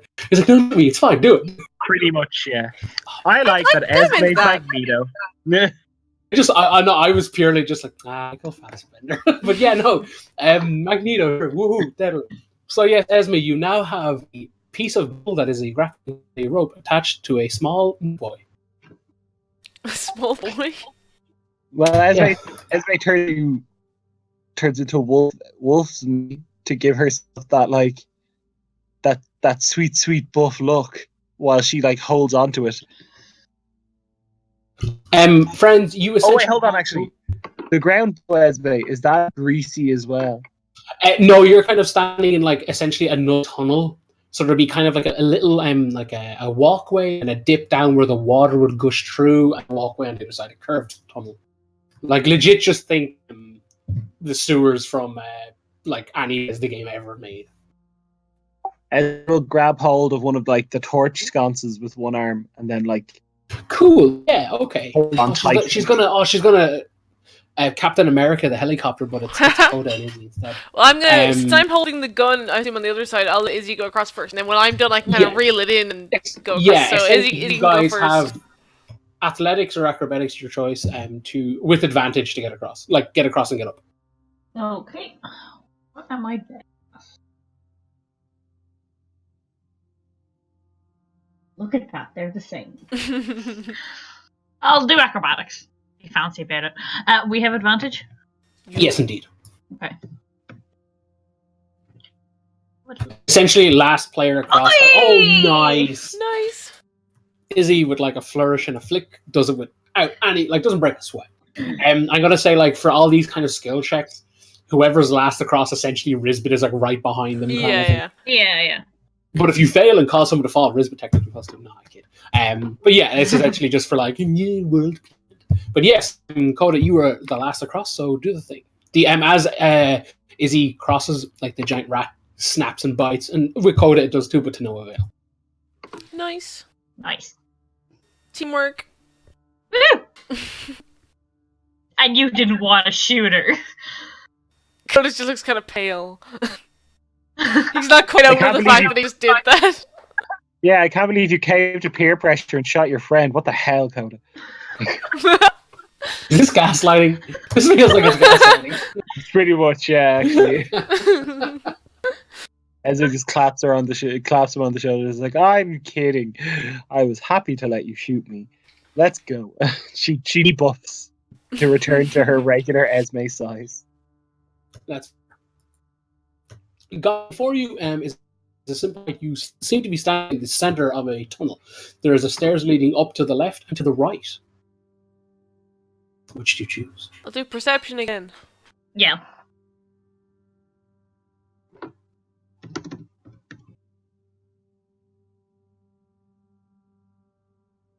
Coda, the one to the left, silence. From the right, hear a soft clicking. I'll relay this to the others quietly. I think we have our rings back so we can speak. Yes. Okay, cool. Yeah. Does it sound like a ticking clock? Yeah, is it mechanical or would it be more like... I actually, now that I've actually looked at the Xanathar's skill stuff, I can like get advantage on checks to discern if something is like anything to relate it to like a device or like mechanical thing. So can I discern if that sound is mechanical? Yeah, go for it. Roll the thing, yep. Would that be investigation or... Yeah, it would be to investigate a noise, to be like, is this? Because when Kenku mimic, it's an investigation check via like listening, essentially, in terms of like flavor, to discern if it's fake or not. Coda, you know that this is not mechanical, it sounds almost organic. Yeah, I'm picturing, you know that fucking... Oh, wait. Hold up. Take 10 steps back. I'm just remembering, that... Oh, wait, no, that was mechanical, wasn't it? I'm just thinking about that fucking pre-crime unit with the clicking mask. Does it sound like that? History roll. History? Oh, God. Yes, remember that.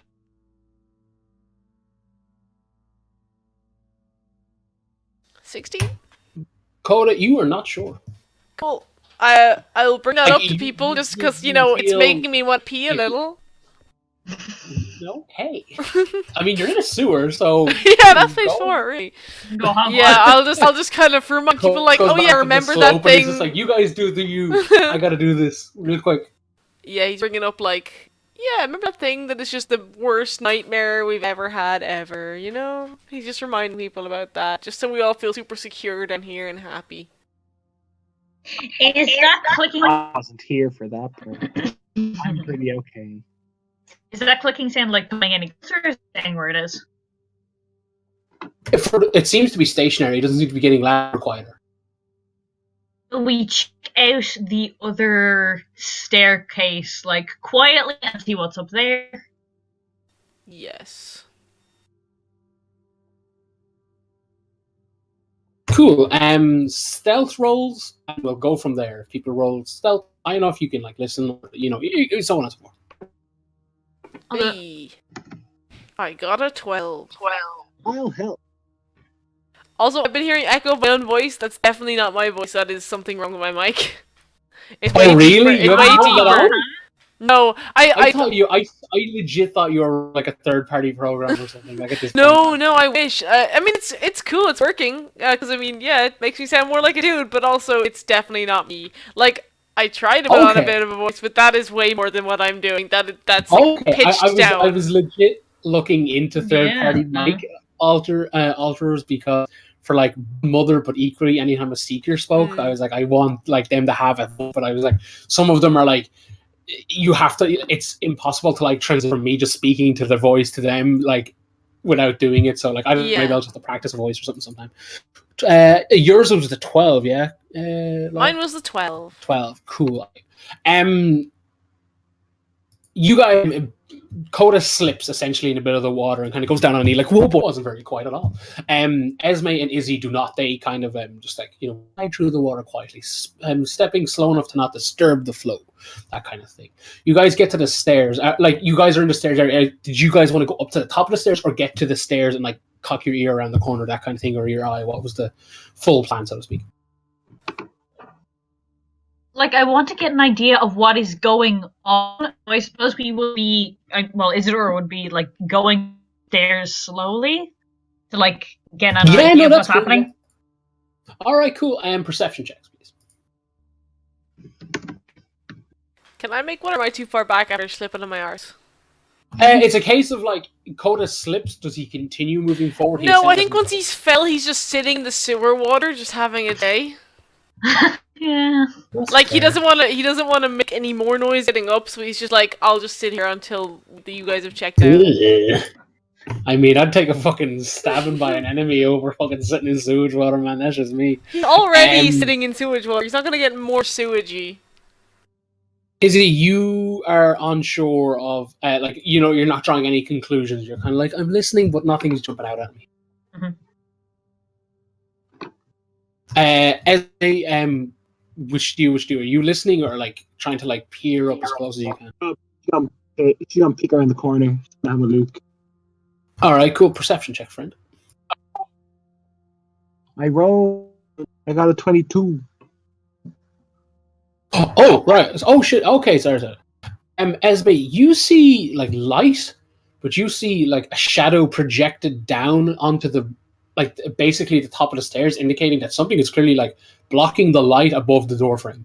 And it's kind of, like, you can see it move slightly, just ever so, like, with that roll, like, it's a case of Esme just sees, like, this tiny pixel move, and she's kind of like, ooh, I don't think that's, like, say, like, a aesthetic gargoyle head kind of thing. That could be something. That's all. Guys, this seemed very pop punk. What do we do? Do you want What to do you investigate the other one? imagine I see? It's like a big. It's a big hook in shape that's blocking out the light. We could have a look in the other tunnel. Yeah. Quietly, without attracting whatever is clicking.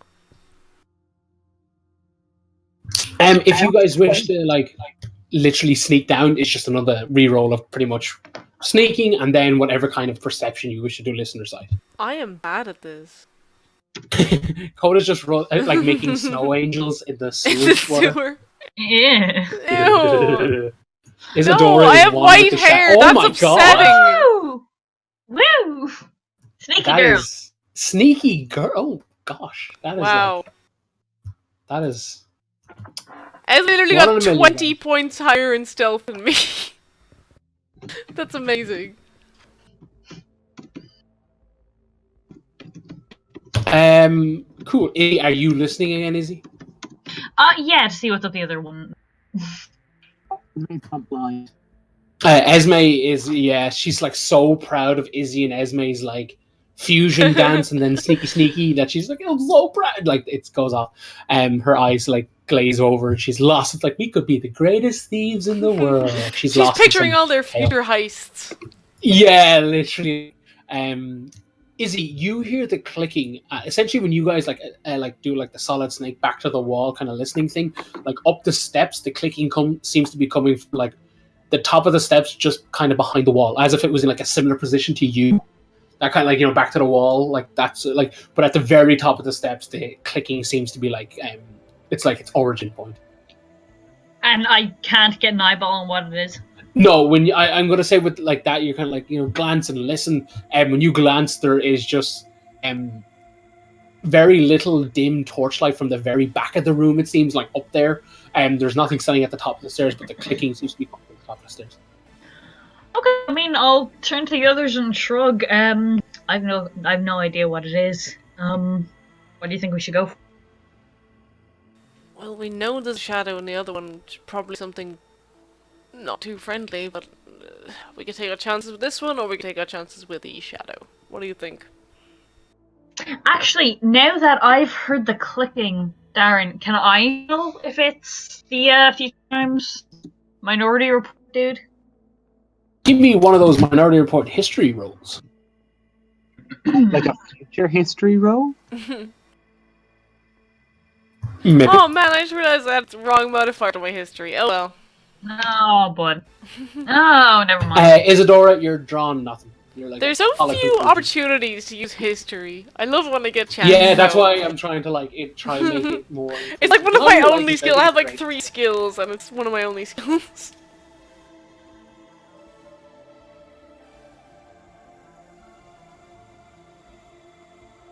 So, friends, what do?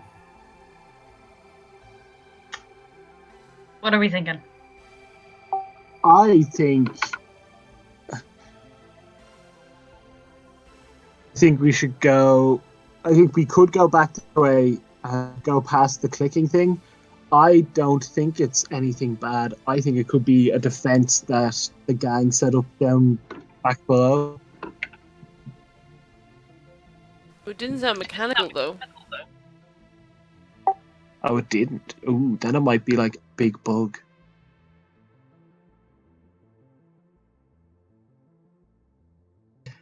Do we want to go and fight a monster, or do we want to try and like? What's the other option again? Just like a Big weird shadow behind the door.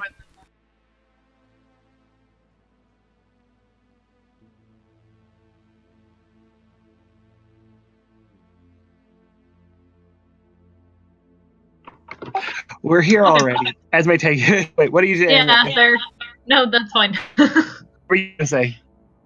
I think either way is probably terrible. So let's just Yeah, so let's just get it over with. Esme takes out the rod of Pelor and like gives a bit of a like a shake, like you would a pen that's running out of ink, and just like I'ma light up this shadow, and then wait. Are we sure we don't want to try and sneak up?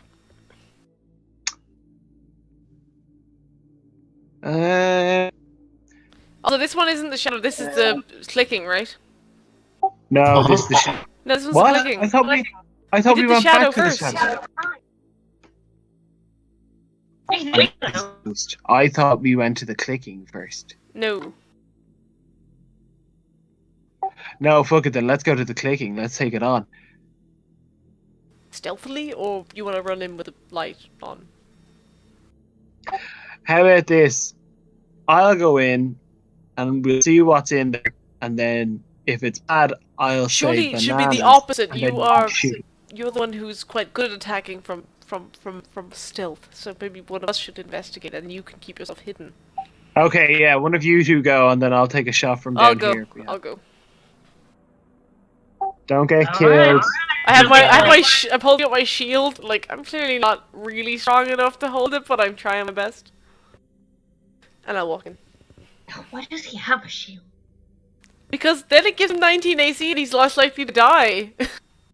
Also, he No, can't... Isidore says that to Esme. Oh, okay. Cannot hold the shield. Oh. I think he's overcompensating. I can still hear obviously. Have you seen He the was- fucking... We're talking through the rain. We're trying to cut you in. you. You ascend the staircase. Before you was a large room. It kind of looks like where one might like sit down for maintenance, kind of like store tools to be like, oh, we got a clean tunnel C, that kind of thing. The clicking seems to be emanating from the top of the stairs, but as you kind of climb it, you realize it's kind of coming slightly over there to the right. Like essentially, when you walk up, like the room kind of like opens up immediately, but on the right is where would like hear the sound is originating from like the right side, like around the corner. I'll try and like take a little stealthy peek around the corner, see if I can have a look at the thing. Yeah, cool. Give him a stealth roll, bud. Hey. There's nothing there, but the clicking noises. I look up! I look up! I look up! As Coda's like, oh, looks up. He is stabbed from the left. Ah, goddammit. I thought it was in the Gerald situation where it was from above. Okay, I'm stabbed. Alright, cool. I look at the thing. Well, like, yeah, it's a case of like. Oh, no, that misses. Yeah, it's the stabbing comes from the left. Can I have initiative, please?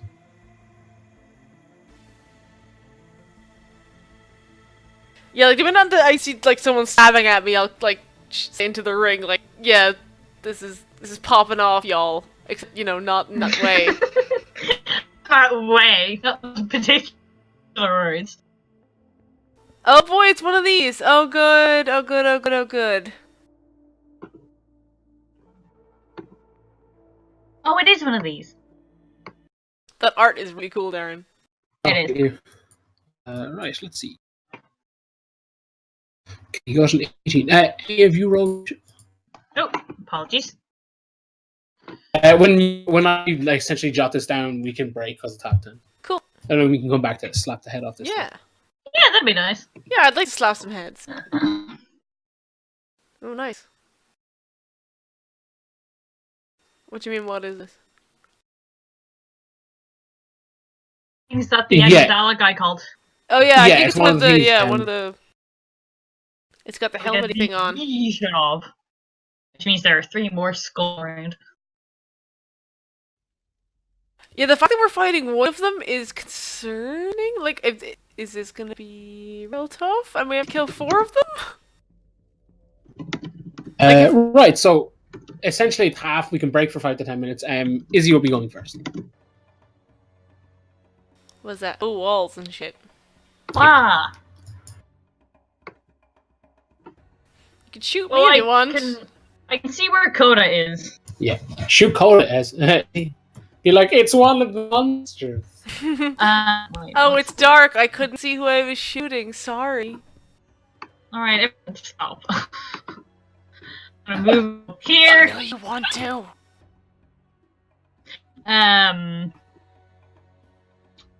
So from, like, if I move up to the corner, I have, like, line of sight on this thing. I'd Yes. be like, oh shit, it's one of these things.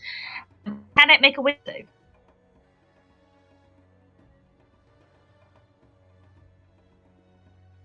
It sure can. It has a fucking +10. Well, it's still. I don't guess, considering that it's yokes. it's a but it still takes half possessed damage. Nice. It still takes half damage, so it's dissonant whispers. Ooh, nice. I love that spell. Is that the one where they like fall over?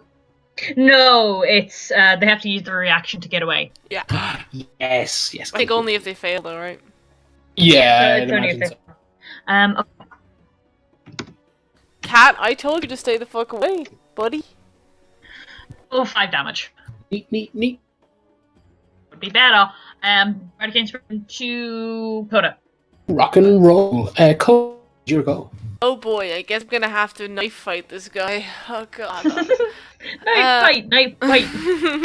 Yeah, I guess I'll have to sword him because he's too close for gun. So yeah, I'll take 2 swings with the rapier. You should just take crossbow and then you get like point blank range. Ooh, did you say with the crossbow? That's the rapier. Okay, cool. Like that, how it work? Yes, both hit.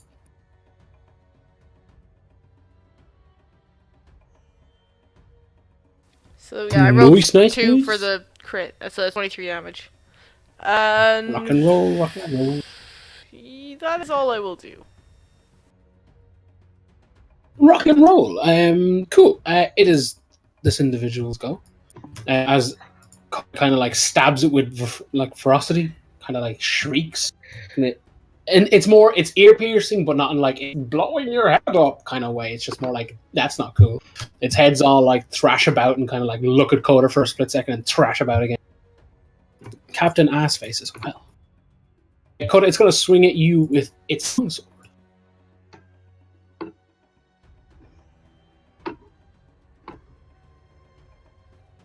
Both miss.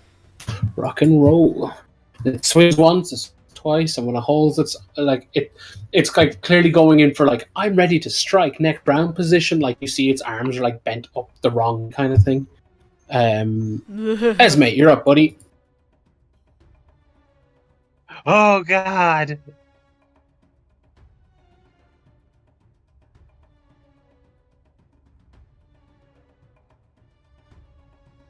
To put a screenshot of what's in the Fog of War on Twitter point because it's literally just every token ever used. We might encounter that again.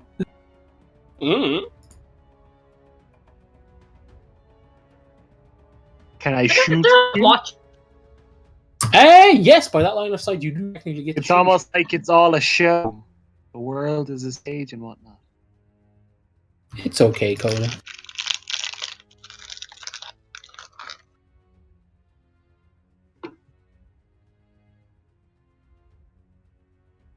First attack. Bang. Misses. That means I can't do a second attack. That is correct. Strad. Oh well. You guys hear clicking from behind. Esme turns to face it.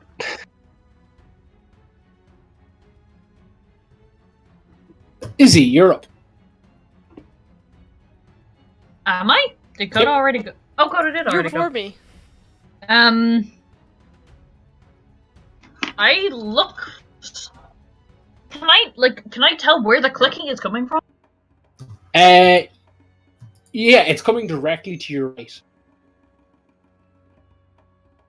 But I can't see anything to my right. No.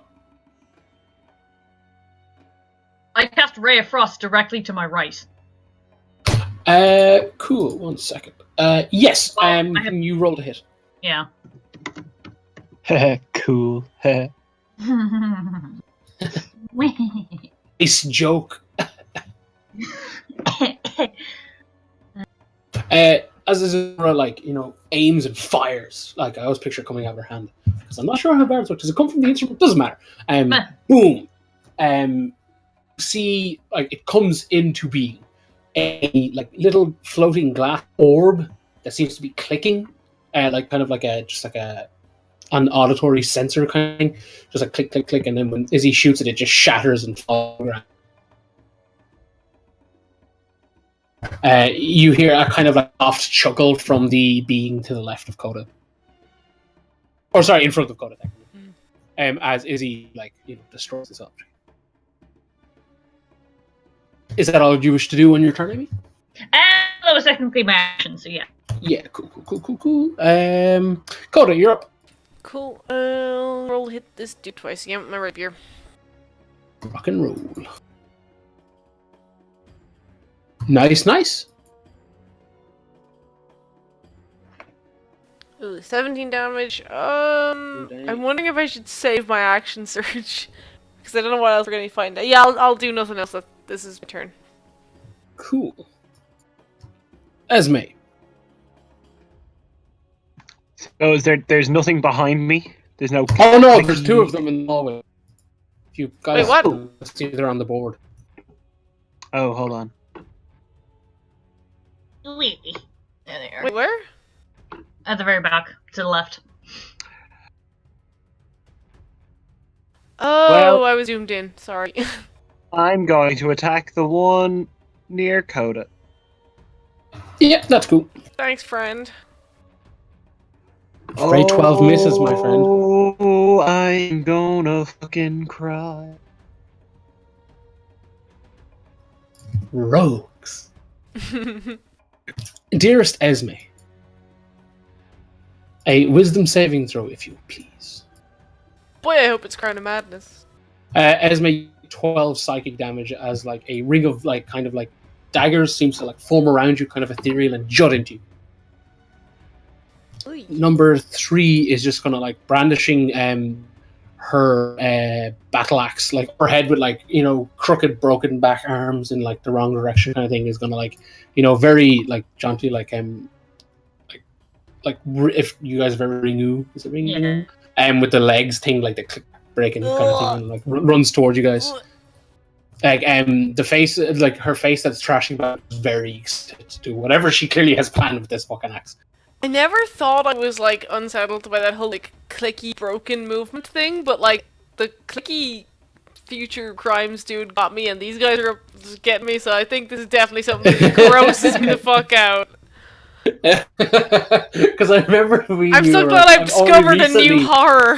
I love how like recently me and you were just like, yeah, no, I don't get weirded out by anything, and I was like, really? Let's put that to the test. Yeah, no, this is like not seriously, but it's just like gross.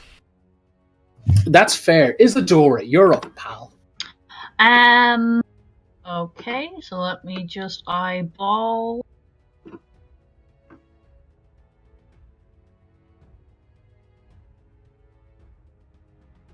Okay. Yeah, eyeball. From this square, so it will. If it had select the thing, that'd be nice.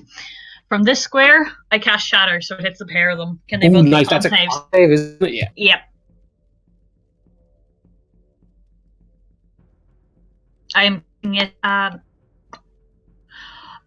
once I'm casting it at 3rd level, one saves, one doesn't, so the one that saves takes half damage.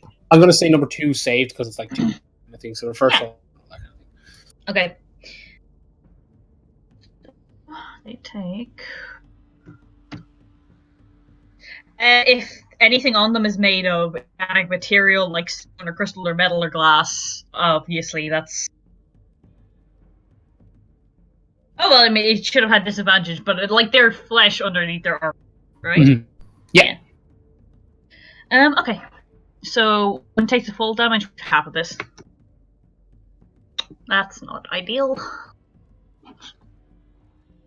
The 8's threes, nice, but the rest.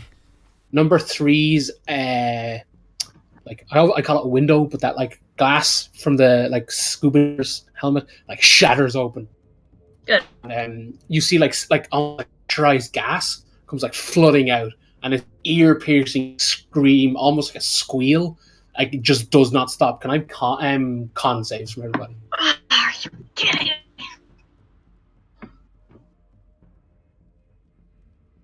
She has like dropped her axe and is like clutching at her face, kind of thing.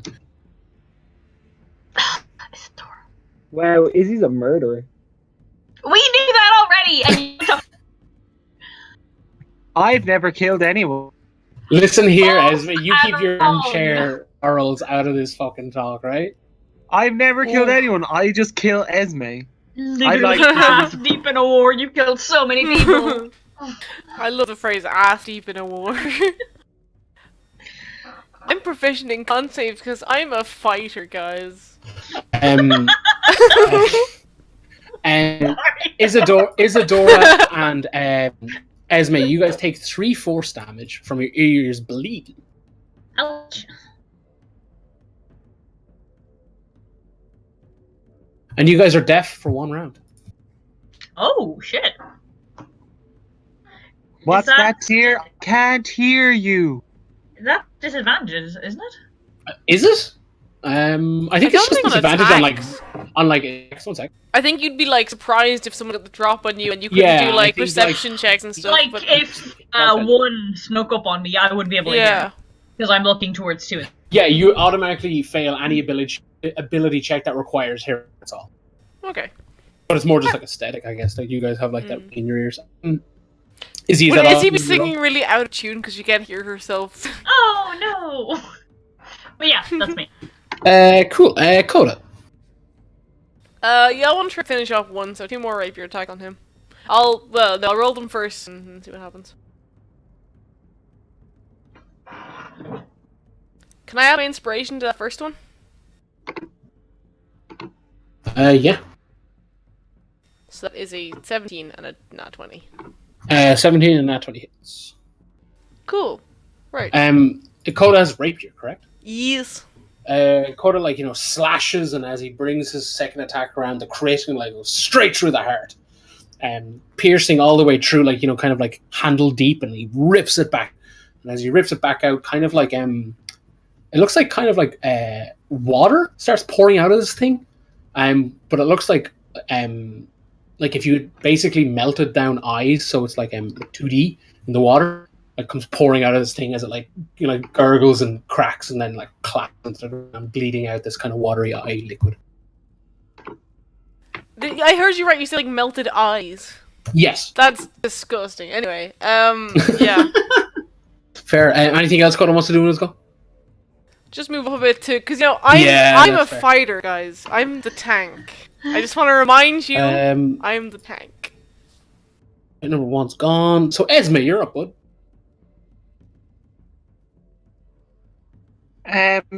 Okay. Well, Esme is going to look at number 3 there. Attempt to insightful fighting number 3. Is 3 even properly in commission because it's dropped its weapon and is screaming? I like or is Neil liking? I think it's me. I don't know. Mine's been weird all night, so I don't know. No, that's fair. What were you saying, Neil? I didn't hear what you're declaring. He said he wanted to do insightful fighting on number 3. But number 3 has Dropped number its weapon, 3, so I don't know.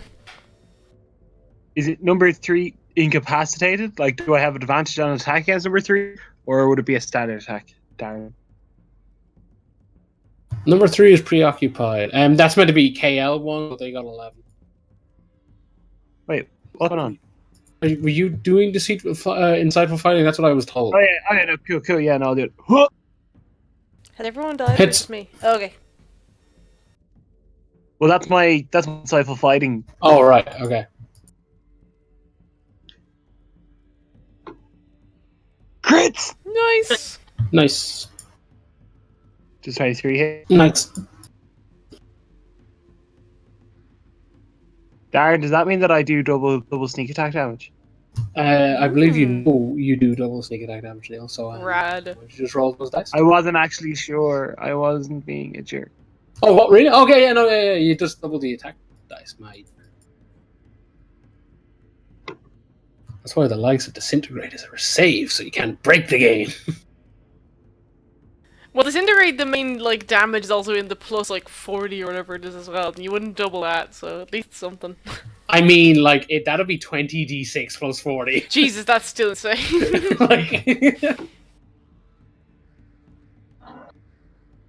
I remember, literally years ago. Wow, nice. Oh, nice, excellent. I remember when I was still learning how to be an actual decent player and playing Abe, I, for some reason, got in my head that Fireball was a ranged attack.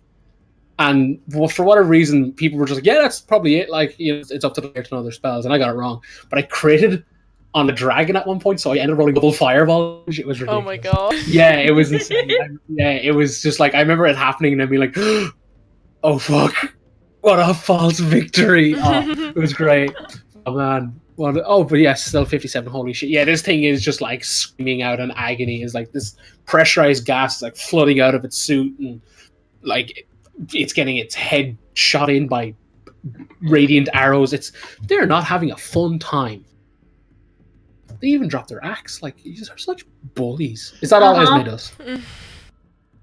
Yeah, that's all she does. She's kind of ew.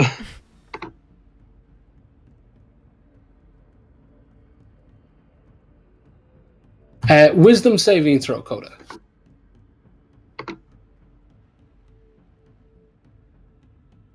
Hey, crit fail. 1 second. Coda, you are confused. Yeah, probably. What does that mean? It means that up to 1 minute, if you do not save. Everyone roll wisdom. I didn't realize this was an. I've been using confusion wrong this entire time. I'm fucking raging. It's an AoE. So yeah, guys, roll please. Essentially, what it means is at the end of each of your turns, you may repeat the save. Izzy, you're fine. You're not confused. Esme and Kodar, you can't make reactions, and on your go, you must roll a d10 to determine what you do. Oh boy! And each there's like certain numbers between 2 and 6 and 7 and 8. Yeah, it's fine. Cool. Yeah, but for the minute, you two are. You got birds flying around your head, Looney Tunes. Number 3 is incapacitated for the round, as her whole life is falling her helmet. Isadora, we're with you, friendo. So 3's still kicking. 3 is still kicking, not looking too great, but was incapacitated for a round due to the fact that you and Esme. I got shatter again. Oh boy! Ooh yeah, try to get the other one incapacitated. Although if the other mask breaks, we're gonna get that screechy thing again. Well, I can't hear, so. Oh yeah. Well, I might. You'll be. Oh you guys shit! are Sorry, both I deaf. apologize. They're meant to be doing saves. Saves, yeah. What a shatter? Is it a dex save? Con. I'm gonna say number 2 got 14, number 3 got 16. Oh, neither of them save though. Oh, nice. So that. Does full shatter not knock you down as well, or am I thinking of a different ability? Is that Thunderwave? That's Thunderwave. I think not Yeah, back yeah, 10 Thunderwave. feet. That's rock and roll. Cool. Ah, yes, they have a cantrip now for that. Yeah, I saw that. Yeah. They have an ointment for that. Oh, Lovely damage. Okay. Okay. So right, hold on. A lot of fun stuff happens here, guys. I'm gonna say number 3 moves anyway because aesthetic, but number 3 is kind of blown a little bit across the room. Her uniform kind of almost comes apart. You see the clasps. There we go, and straps and such, the kind of metallic stuff burst open near the helmet. And as she crashes into the ground, you see all this water gush up against the walls, and it's almost like her body's dissolved into water. It's all liquid. It's just the suit just splashes into the ground on top of the existing water. Number 2's helmet explodes, and they start screeching. And in kind of a similar fashion. When it comes to concentration, guys, because you've struck him, is it a case of I have to try beat the damage rolling, or is it half plus? What is it again? It's either 10 or half the damage, right? Whichever's highest. I'm not certain. I believe So it's half the damage or 10, whichever of those is highest is the one you gotta beat. Okay, so I have to beat Fiend. Okay, and it's con. Oh god, right. No, the spell is not sustained. Coda, Esme, the blast essentially knocks this spell off you, but it does mean you almost make con saves. Esme or Izzy, you are immune. You don't have to make it because you can't hear anything. Well, so does Esme, right? It was also deafened. They were both deafened. Sorry, apologies, Esme. Yeah, you're fine. You're deaf. You can't hear shit. Coda, you managed to save off. You're fine. Just barely. It's a case of you're not fun. Why do I even? I'm at that. Is that all you wish to do? Cool. Coda, you're up, bud. Cool. I'm gonna use my gun because I'm a gunslinger. By the way, I haven't used it yet. This session, but I'm gonna do that now. So I'm gonna just shoot it into this thing's face hole.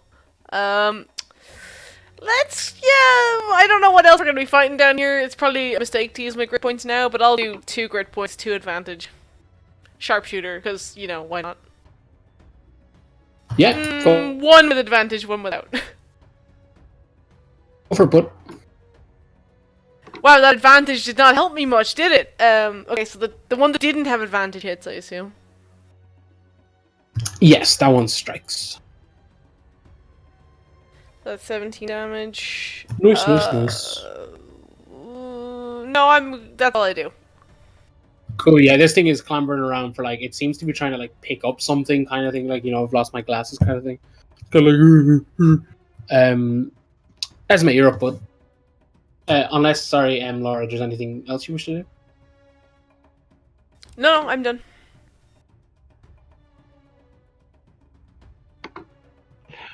Well, Laura, I think you call that seeing doubles. Darren, gives that sweet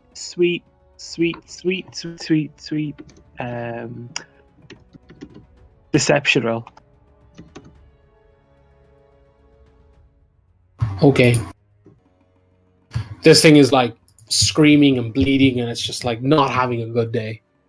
Slowly stands, like essentially uses its action to stand up, kind of thing, and like brandishes its weapon and doesn't look too happy, and like moves a few feet, and then essentially we shoot back to Izzy. I'm just gonna try like put this thing out of its misery. So I'll cast Ray of Frost. Hey, how do you know it's miserable? Just because it's thrashing in agony? You don't know. You don't know its story. And the screaming and Yeah, shit. the tortured screams, the contorted body, the thrashing. Come on! I don't do shit. Oh man, I'm sorry. Esme's absorbing all the nat 20s. Yet you're gonna suffer for another round, asshole. Is that all you want to do, Amy? I give Bardic Inspiration to Esme. Nice. Coda, you're up. You up. Just 2 shots, no grit points, no sharp. Well, No yes, sharpshooter, no advantage.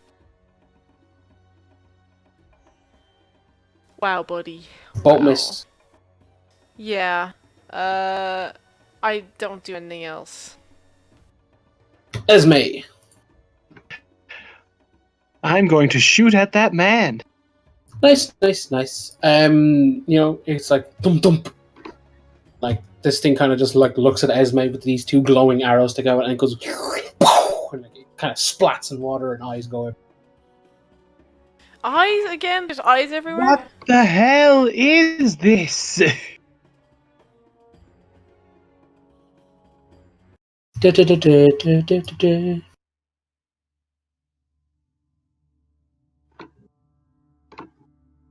So we're an hour late for the war.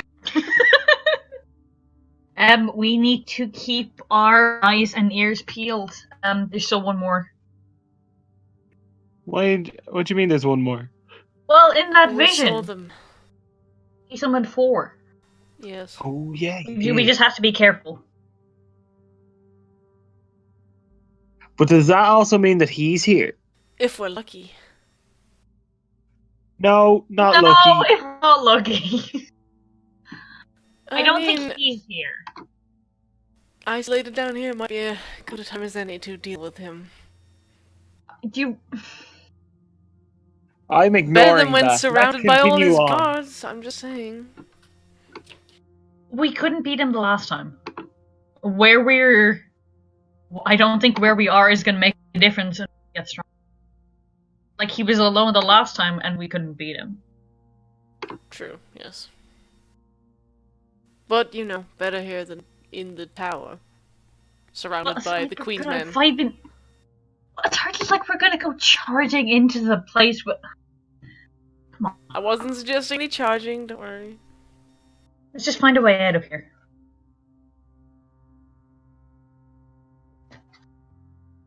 Before, when you guys clear out I'm assuming go back up to the room where you guys are clicking. Yeah. There is it's a large room, torch sconces. There in the middle of the room. There's a stairwell leading up. As you approach it, noticeably the air is a lot cleaner in that section. At the end of the hallway, there's a stairway leading down. Before we leave that room, could I have a look at the pieces of that orb that Izzy shattered? Yeah, of course. Yeah, actually, that's a good point. Would it be investigation? Investigation, yes. No, never mind. Oda puts a piece of it in his mouth. He's like, I can't. It's definitely glass. Ow. Yeah, no, I'll maybe ask if Esme or Izzy want to have a look at it.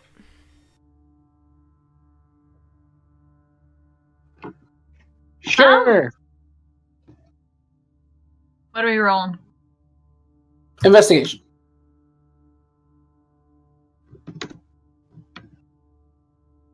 Can I roll Arcana, actually? Yeah, go for it, buddy.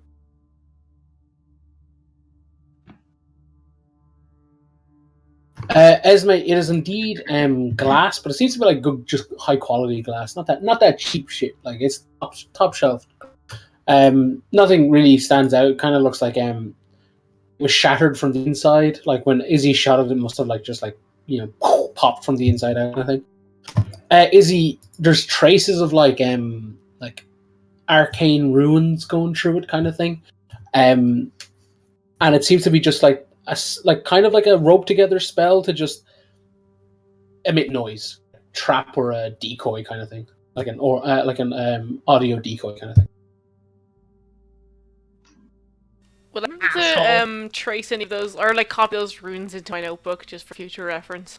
Yeah, a lot of them are kind of like distorted or shattered, but like Right, yeah. It'll take like 10 minutes kind of thing. So while Coda's doing that, I guess, is there anything specific people wish to do, or is it a case of you wait for Coda to finish and then... Is there anything else of interest in the room? Like, does anything stand out to us? There just seems to be give me an investigation to see what like kind of does a bit. Ugh, only an 11. Esme, are you doing anything? I was going to say Esme and Isadora finally have that big fight they've been leading up to. Not right now, maybe later. Esme kind of just surveys what's going on and just like, I'm still not sure what's happening. Just generally, or I just don't really know what those creeps are, and I'm okay with that. I'll figure it out as we go. I know I missed some. Oh no, we've never encountered these before. No, these are new. He's not, but these are new. These scare me. Ugh.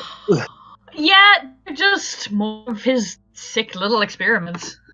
Yes, he seems to be very much in charge of control people. So I don't know if these were volunteers or if he just took new recruits. Fair. Izzy, you notice that the there seems to be torch sconces that haven't been kind of lit in a while. Like the wood's kind of like rotten and kind of like wet. What? The torch sconce near the entrance, well, not the entrance, but like the stairs that seems to be leading up to the clean air in quotations, is lit. And the ground seems to be kind of like well worn, like perhaps indicating that like maybe this tunnel hasn't really been used that much in a while, that kind of thing. It lit, fam. I'll look at the others. Yeah, cool. I finish nerding in my journal and follow. Nice. So will we... Can I, like, if we go up the staircase and go up to this door, like, can I listen in on it? Sure. Can I try and do that as well?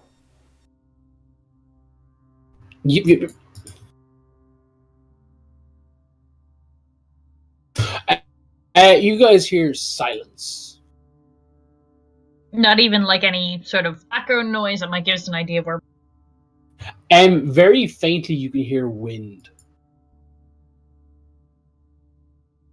Is the door locked? When you try the hand, it seems to be fine. Okay, can I, like, try to carefully open it and get a peek out? Sure, yeah. Did you, sorry, I think my internet's going mad. Did you say you're going to quietly do that, or you're just going to have to peek out? I'm gonna okay, cool, quietly yeah, peek give me out. that stealth check. 25. Dora is quite a mouse, and when she peeks through, seems to be like quite literally like 2x2 5-foot square room, and a ladder is just staring Izzy back when she kind of like peeks through. A very tall ladder, kind of goes all the way up into darkness. And I open the door and I show the others. Wonder where it leads. Ooh. We gotta come out right in the middle of a barracks or something. Only one way to find out. And she starts climbing. Good call, Isadora. Esme follows suit. Yeah, I'll come up last. You guys climb for about. No, you guys climb for about 3 minutes. Considerably less than 19 years. Yeah. Snake Eater definitely doesn't play. As you guys reach, Stop. that I was literally checking the playtime for Snake Eater. It's 3 minutes. So you climb for 3 minutes. It's really beautiful. Who knew climbing a ladder to such good music could be so emotional? Anyway, so you guys reach the top. There is kind of a balcony that you guys reach up onto, kind of like to. Okay. And there is a steel door that looks like it's been bolted from this side. Like it's kind of got like a weird mechanist locking system, Hey. like just a big heavy like clink clink and Hey. like big bolts go across. Hey. Yeah, I can't help but notice that I am also a mechanist. Yeah, I'll have a look.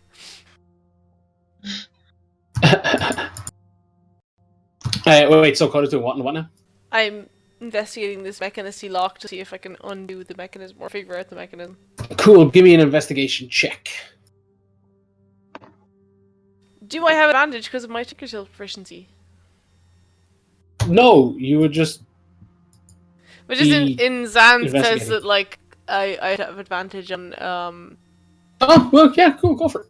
Well, no, it's very vague because it says you have like a bonus to like looking at mechanical devices and that kind of stuff. It doesn't say necessarily an advantage or anything. It just says like I think it seems to be DM's discretion with the tool proficiency stuff. So it's up to you, I guess. Yeah, you can have advantage this time. Go for it.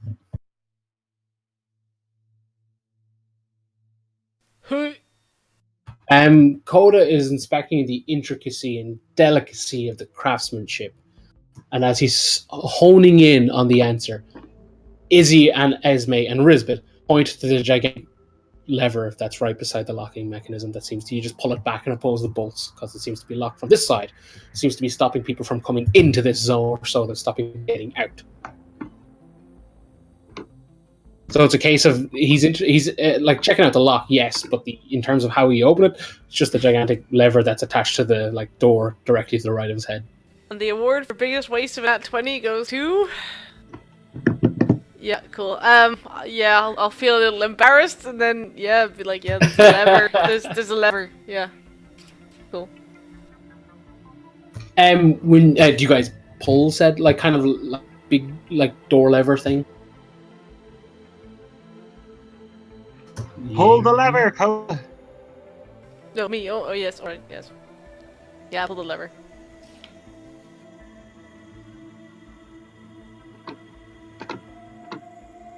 Wisdom saving throws, it. I can't believe we just released another lich. Just like that. Ah, good boy. Ah!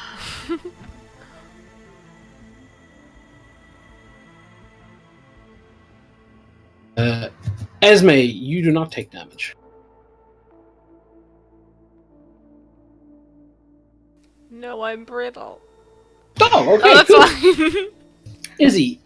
Izzy, Coda, you guys take 1 psychic damage. As when you guys pull this like locking mechanism back, it's kind of like stiff, and like not that it requires a strength check, but like the craftsmanship is pretty good, so it's kind of like taking a lot of the issue away from Coda pulling it back.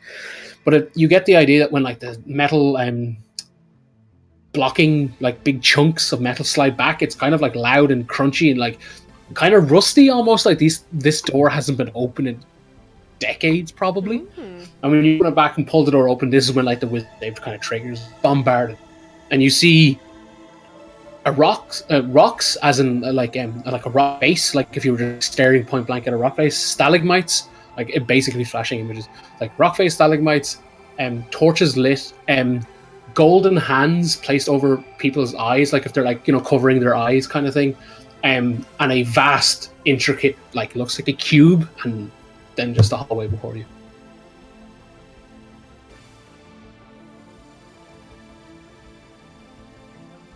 Wait, what was that? It's kind of like, again, it's like really up close, like if you were zoomed in on something, but it seems to be like golden hands, like covering faces, kind of like over your eyes, kind of thing, like two hands, kind of like over each eye, kind of like overlapping on top of each other. Can we gauge, like, just from how we've been traveling, like, roughly whereabouts in the city we might be under right now, or is that too? Survival or history, your choice. History, with a disadvantage, Liz. because you guys have been in it with disadvantage, given the fact that you guys are in apparent, unknown, ancient tunnels, according to Ripley. I'm also going to say, well, once we like get out of them, like we also might be able to figure it out. The 14 is survival. Thank you. Say that again. Sorry, my internet's been really shit this evening. Once we get out of the tunnels, we might be able to figure out where we are.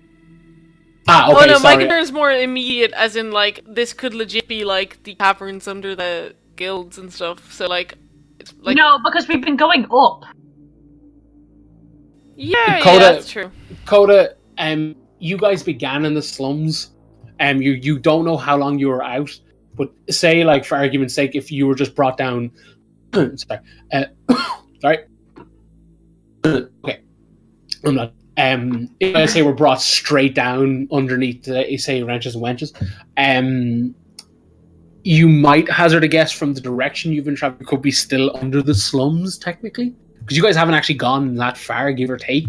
But yeah, also I suppose, like, we don't know where we started because we don't know where we were taken see, when we got knocked out as well. But that's what I mean. But yeah, but see, that's what I mean. Like, if Coda's just like, oh, we could be anywhere, but maybe we are in the slums, and it's a case of, but we've kind of gone a little bit west, but we have gone a lot up. So, like, it's a case of, like, you reckon you're probably still within the slum area.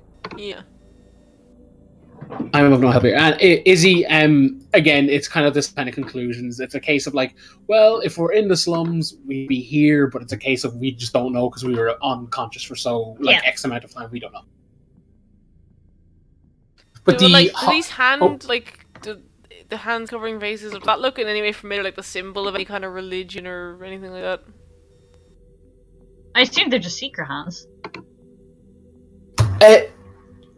Not like any religion, like no religion comes to mind, Coda. Like even like if you were to roll, say it's just like I've never seen. Like they look like they don't look like the hand, like of Yuria hands symbols, do they? It looks like the same metal that might be used in the badges, but as Amy pointed out, secret hands, overstepping on my part that I forgot to disclose. It looks like it was fully cast, like full cast iron. Like there was no bends in it. It was a case of like it was almost like a mold of hands. Okay, so they're not functional, like. Yeah. Yes, no, there's no bends and like where the knuckles would be and like all that jazz and like the joints and stuff. Sorry, yeah, does it look? It's a case of it was a 1 second dash. You would have no clue of like in any way discerning like. Oh, sorry, we just saw this for a second. Oh yeah, it was a case of it was like bam, bam, bam, bam, bam, like that kind of thing. Like this is a vision. It's not like. Oh, I thought we were seeing this. Sorry. No. This is like it was a case of like a rapid fire, like when you. Oh, like, I'm sorry. That was me misunderstanding. No, that's fine. That's cool. I thought that's what we'd step into. There was like hands and stuff. No. Sorry, the room. And I was like, okay. The area you've stepped into is a very long corridor with like running along the ceiling. Looks like kind of a mix of concrete and metal. Grand.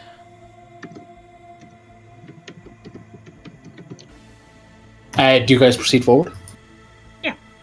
Yes, we should. Yeah. Cool. It's a case of it seems to be like a winding like labyrinth almost. It's just like one long ass corridor. It seems to be like a what's the word? Like a service area almost. But you can as you're walking, like following the only designated path sort of thing, you can feel the slope, the gentle slope. So you feel like you're kind of like despite following this track, you're kind of like slowly rising and rising and rising. Eventually, like quite some time passes, you guys see another door similar to the one you like, not just but like previously unlocked with the big bolts and stuff, kind of like kind of blast door-y kind of feel to it. Is there a lever next to this one? There is a lever next to this one. I'll pull the lever. Pull that lever. Yeah, you do the same, and when you do, your mind is not bombarded with like images. You see what looks kind of like a room that is just buzzing with machinery. It's almost like you're in the heart of a machine. It's like it's got pipes, there's steam coming out of everywhere. It's very intricate. Like there's like corner, like basically the skeleton of a wall, but this thing is like buzzing and humming, and it's like it looks like in the center of some kind of machine. And like, yeah, like it looks like you're in the heart of like some sort of like weird mechanical room that's like maybe like a kind of like an over the top boiler room perhaps, but like the walls are like pipes that are buzzing and moving and such. Do you enter? If this is the slums, is this like maybe some sort of factory or something? Could we guess? Possibly, yeah. Like it's like your character can come to that conclusion for sure. Yeah. That's cool. There's no people around, right? No, it's really small. Like it's like 3 squares across, like 4 squares long, kind of thing. And there's like a door on the other side with a one of those twisty kind of like submarine handles. Ooh, yeah. So, do you guys like essentially go for the door? Yeah. Yeah. Cool. When you guys enter the room, you hear a really faint voice. It's like, I can feel you scurrying through me. And like there's a pause. Insects. Is the voice familiar? History check. Oh boy. Esme just says, Yuria, is that you? The voice chuckles. Oh. I know it's not Yuri. That's my history check there. Cool. Amy, is yours 14? No, yours is 12. No. Izzy, you can't put your finger on it, but Coda knows. Coda, it's like that's mother. Of course it is. And she said, I can feel you scurry through me. Yes. Cool. So could we take a guess that we're in the Mechanist Tower? You can. Like, I'm not going to say no. You can. Yeah, that's fair. You cannot draw conclusions. You sure? You sure can guess. Independent thought is encouraged. in the creepy mechanized room, all thought please are not welcome. But yeah, you can come to whatever conclusions you want, buddy. You kind of like pull your slides like, hey, stop thinking. You're not allowed to do that. Is this after we go through the door with the kind of turny handle on it, or is this? No, this is when you approach the door. When you're in the okay, heart okay. of the door.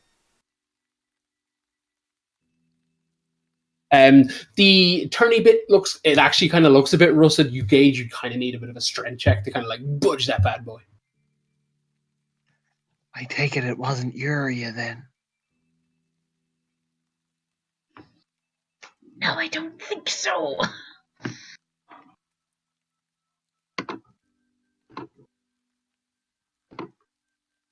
Okay, well, let's try and open the door. Oh yeah, whoever's taking their chance at the door is I'll a strength do it. save. The fighter will stand aside and let the rogue and the bard have a go at this. Yeah.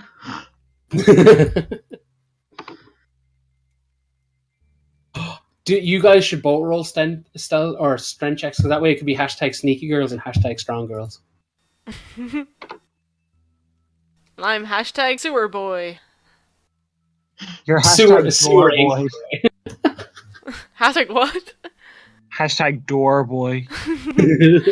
Esme is taking the brunt of it, but Izzy's helping out. She's pulling her away. You guys it's like, and then you hear the screech of rust. This thing hasn't been open in a while. And as the door is pulled open, and like you can see stairs leading upwards, and you can kind of almost hear the faint noise of like bustling community. Do you guys close the door after you, or? Just before we leave this room, could I just have a quick look around to see if I can kind of discern what the function of the machinery in this room is?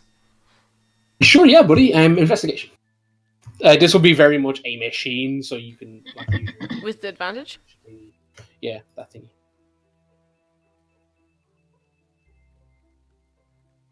16? Nothing like there's no markings or immediate jumping out. Like a lot of the pipes are moving as if they're transporting something. Okay. But a few of the like nicks in a few of the pipes, you can see like bits of gas, like not gas but steam, kind of like every few like couple of like 10 seconds, you'd see like a little jet of steam and then it stops kind of thing. The pipes are kind of like probably in need of a bit of repair. Someone probably should come down here and do their job, that kind of thing. But like a lot of them seems to be kind of steam related. Maybe you can definitely hear like what sounds like running water through a few of them, but the room is kind of loud just from the bustling kind of pipe system and such. Yeah. As Coda's looking around, he hears that voice one more time be like, first you climb all 7-something floors of me, and now you're poking around here. I kind of like look at the others like kind of into the ring, be like, I could sabotage it. Probably wouldn't do much, but might annoy her. It's a room, Coda. Well, the machinery. It's too risky. Yes, you're probably right. Esme just says, "Hey mother, your door's rusted just like you because you're old and you're gonna die soon. Bye!" Sure, that's not risky, and she walks out. Bring her on. Bring them all on! It's risky to destroy the room. I'll just provoke the you. Oh Fuck your god. floor, your cheap ass ceiling, afford a wall, motherfucker. Esme just twerks in the room. It's like, ha! Now you're shamed. Goodbye. And this craftsmanship is subpar. Alright, let's go. Shoving the pair of them out the door. You guys essentially climb the stairs, and you know like a was it like a cellar, like that kind of slanted cellar, like sloped door that's in like a basic American houses, like that kind of thing. You're on the other side of it, and there seems to be like a chain and padlock kind of thing dangling before you. Again, very rusted. Clearly hasn't seen a lot of work.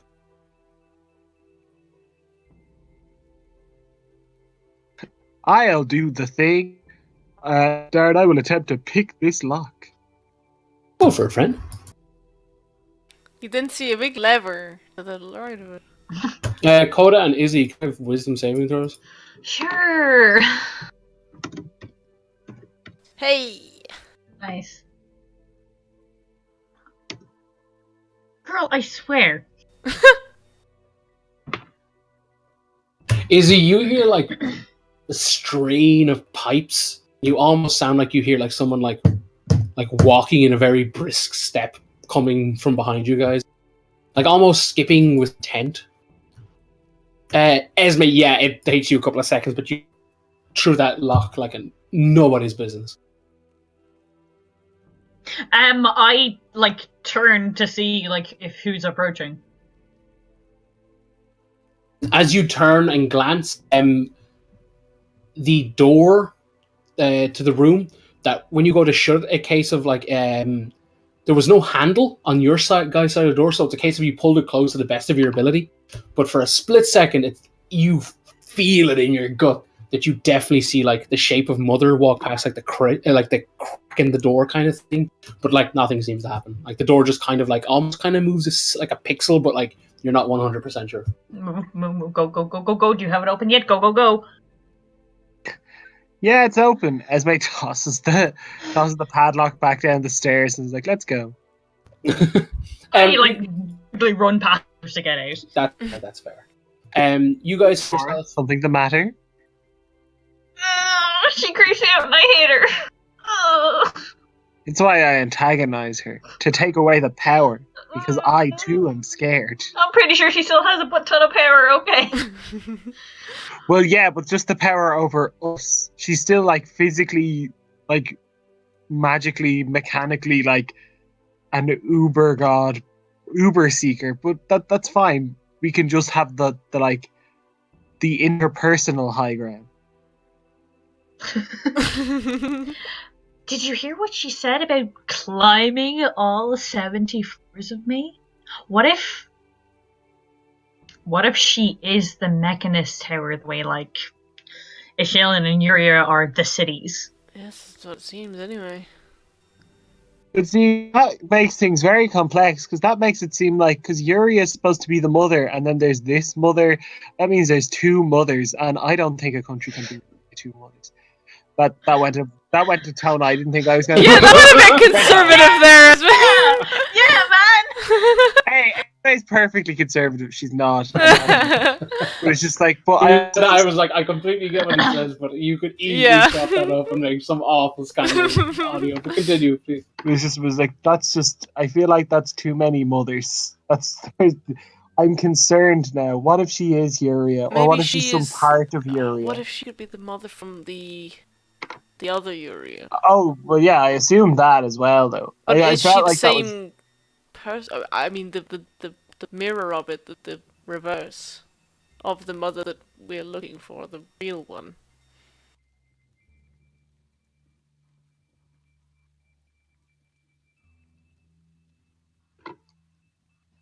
I don't know. Are we in the right Yuria? Are we in the other one?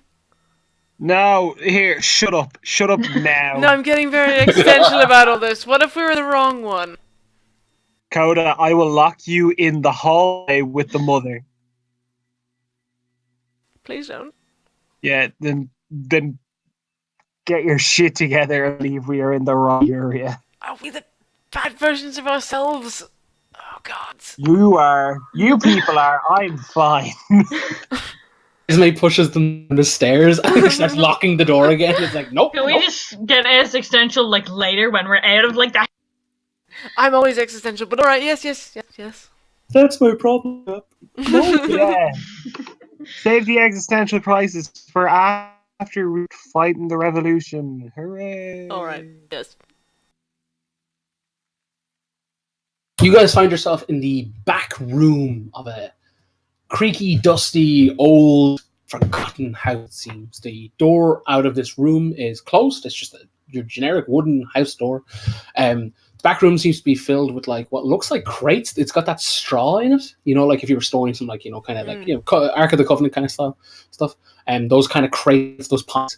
They all seem to be empty. Like, what's the, like that straw is like thrown about the room. The dust on the floor is very thick. It doesn't seem to have been disturbed in quite some time. Darren, can I look in one of the crates? Yeah, sure, go for it, buddy. Let me climb in. I want to get real close. Is it investigation? It is indeed, my friend. I close the lid. And I was gonna make a joke about what I'm looking for, but you better hope I don't fucking find it, or you're in the first.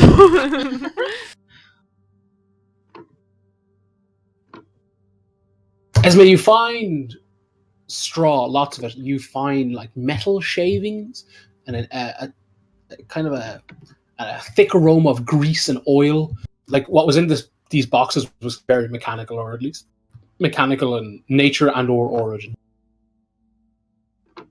Esme just like sticks her head out of the box, but you can just see her eyes, and she's like, "Remember, there were boxes like this in the sewers the first day we ever met each other, and then I found the dagger of Baal." And then she just pulls out a handful of straws. Like, there is no dagger of Baal today. What's the first piece of good news we've received? Good. However, I do think this is somewhat reminiscent of that time ever, with the whole, you know, crates and gears and stuff. Yeah, because it smells like oil in here, guys. Well, if this is connected to the mechas, there's probably an old storage unit for their contraptions. Maybe even weapons, gear. Well, it's like the information that we got from the files. They were storing things in abandoned houses. Yes, this all adds up. Once we get a beat on where we are, we should mark this down. Yes, it might be worth keeping an eye on. They might still be using it, although it seems pretty dusty. Not even just to know where this is, but to know where it leads down to. True. It's a good call. Come back and sabotage that machine. I feel like you really don't want to start a fight with Mother. Isn't that what we're doing, sort of, anyway? Yeah.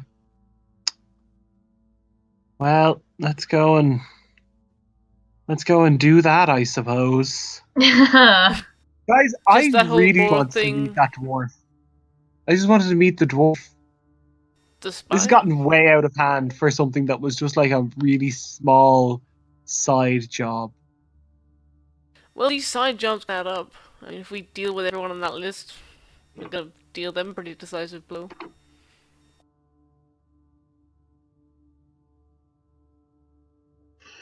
And it's like Yeah. Bill was saying, there's really only one way to deal with this. And it's pretty final. I mean, that's a really silly way to look at things. I'm sure there's another way.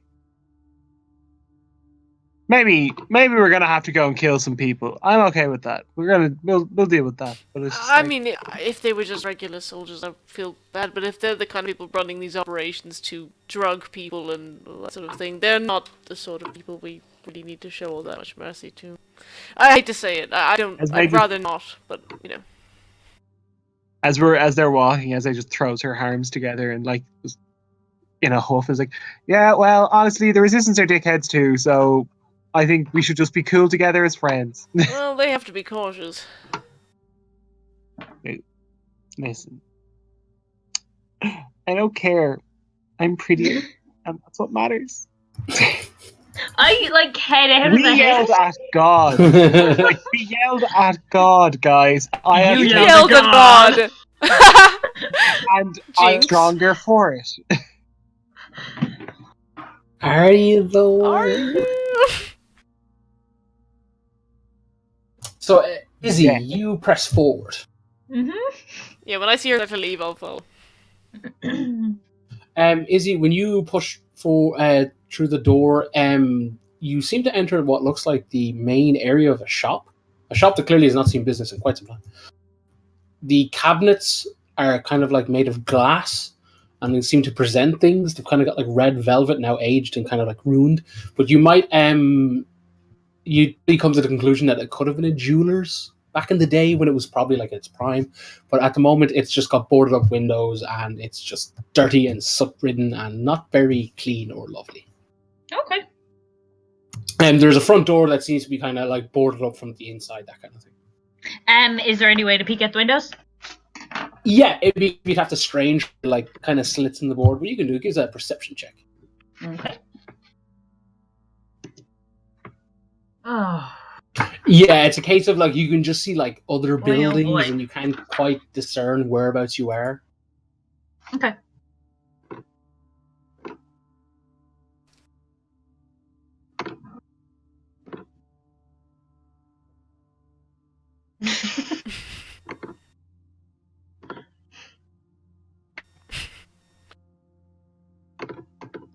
No, stop there.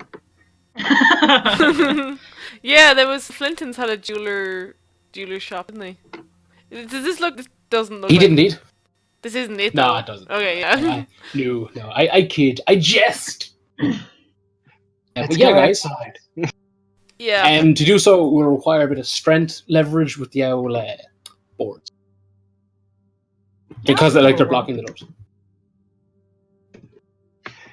Isadora, you could just shatter the entire front of the shop. I have a crowbar. I have a crowbar, Darren. I'm gonna use my Use the crowbar. crowbar. You do, buddy. You do. Go use that crowbar, buddy. I believe in you. Isadora, you could. So that blow up advantage the on my strength check? Uh-huh.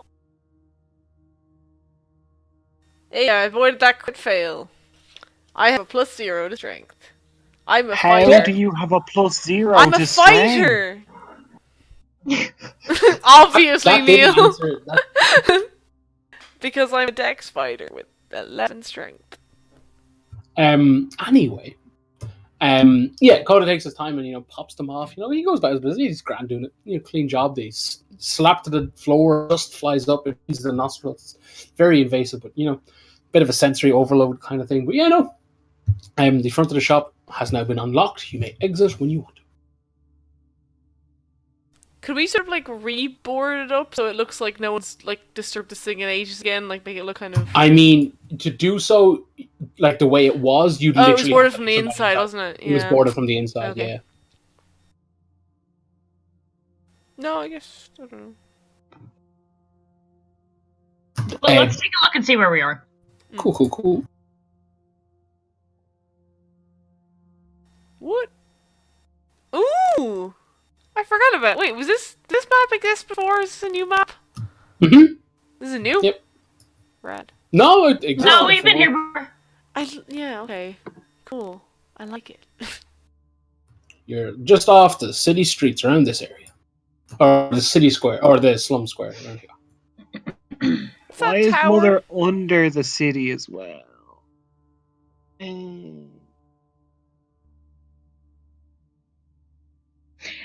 So as soon as we get out of the house, like, we have a rough idea where we are.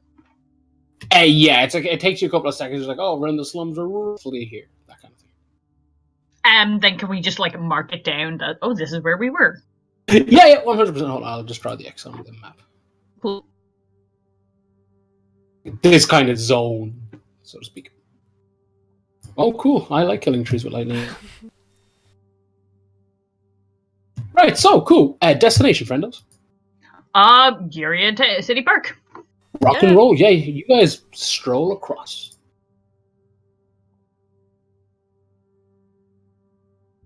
Can I have a perception check? I thought you were going to say another wisdom save. I was going to kill you. The park is gone, guys. No. It's a park, but an evil park. Everything in this fucking town is evil. Yeah. It's adorable. Amy, you okay? You okay, buddy? Gene, a minute. Oh boy. I'm fine. Isadora is just so distracted by the fact that her BFF mother was behind the door the entire Isadora time. has a lot of BFFs. Like, yeah, and I hate each and every one of them. Well, at least one of them's dead now. Esme, with your keen elf eyes, you spy an IM kind of like slinking, like this as you travel towards the park. You guys see an ICM individual like running, almost sprinting down an alleyway, and they clearly hold like some sort of weird item, like a kind of looks a little bit shiny as like a stray shaft of sunlight hits it. You kind of see a glimmer for a split second, so it's clearly metallic, most likely. But I see it, and you're like, wait, like that's kind of what draws you. You're like, what is that doing? And when it runs down the alleyway, you see it pass this thing to another ICM, and it just like darts off, continuing down the alleyway.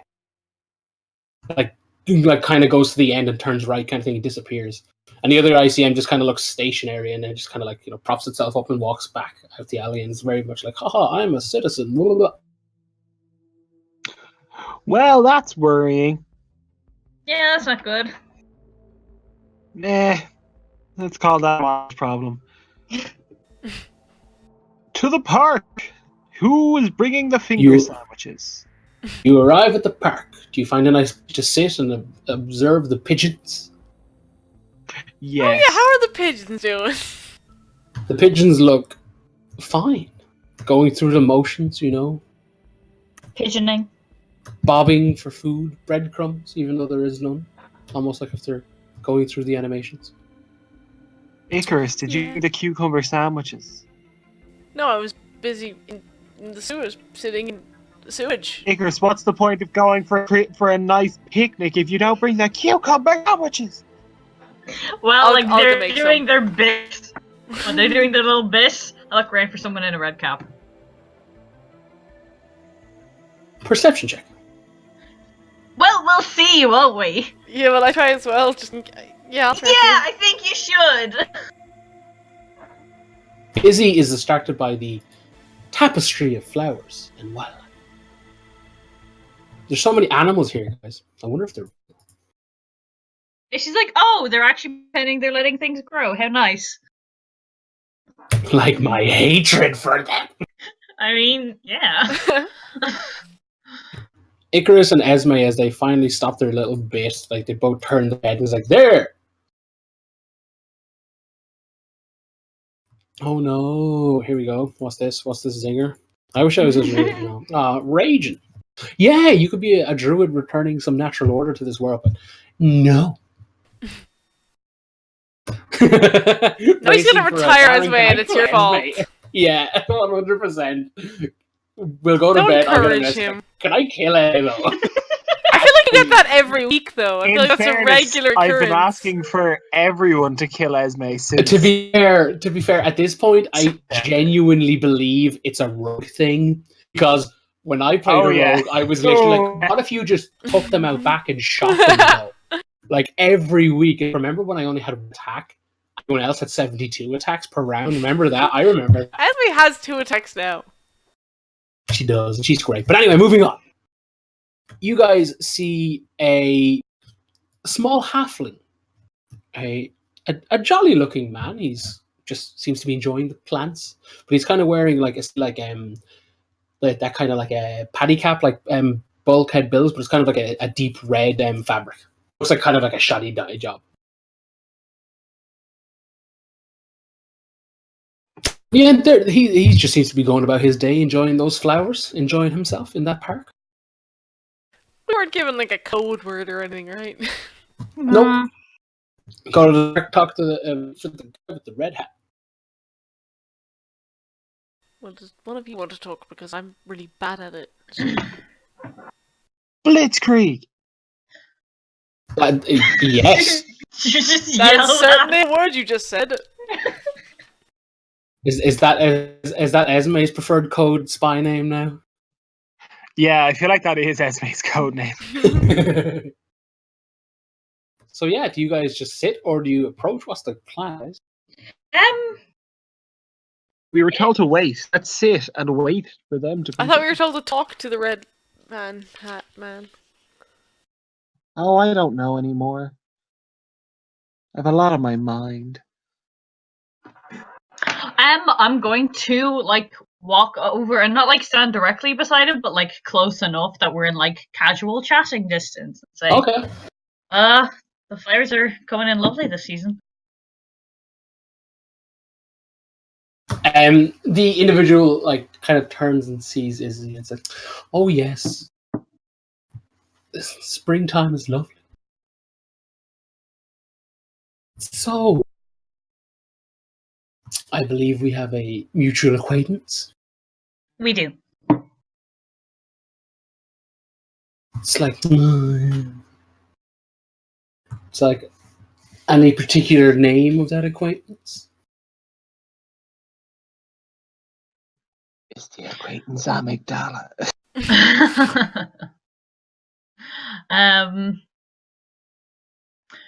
Well, I'm sure there's something far more appropriate and like I'm sure there's something like far more appropriate that he chose for himself, but I know him as Bill. He nods and he's like, what a character. And he's like, oh, miss, you dropped something over there, a little bag? And points back over behind Izzy's shoulder.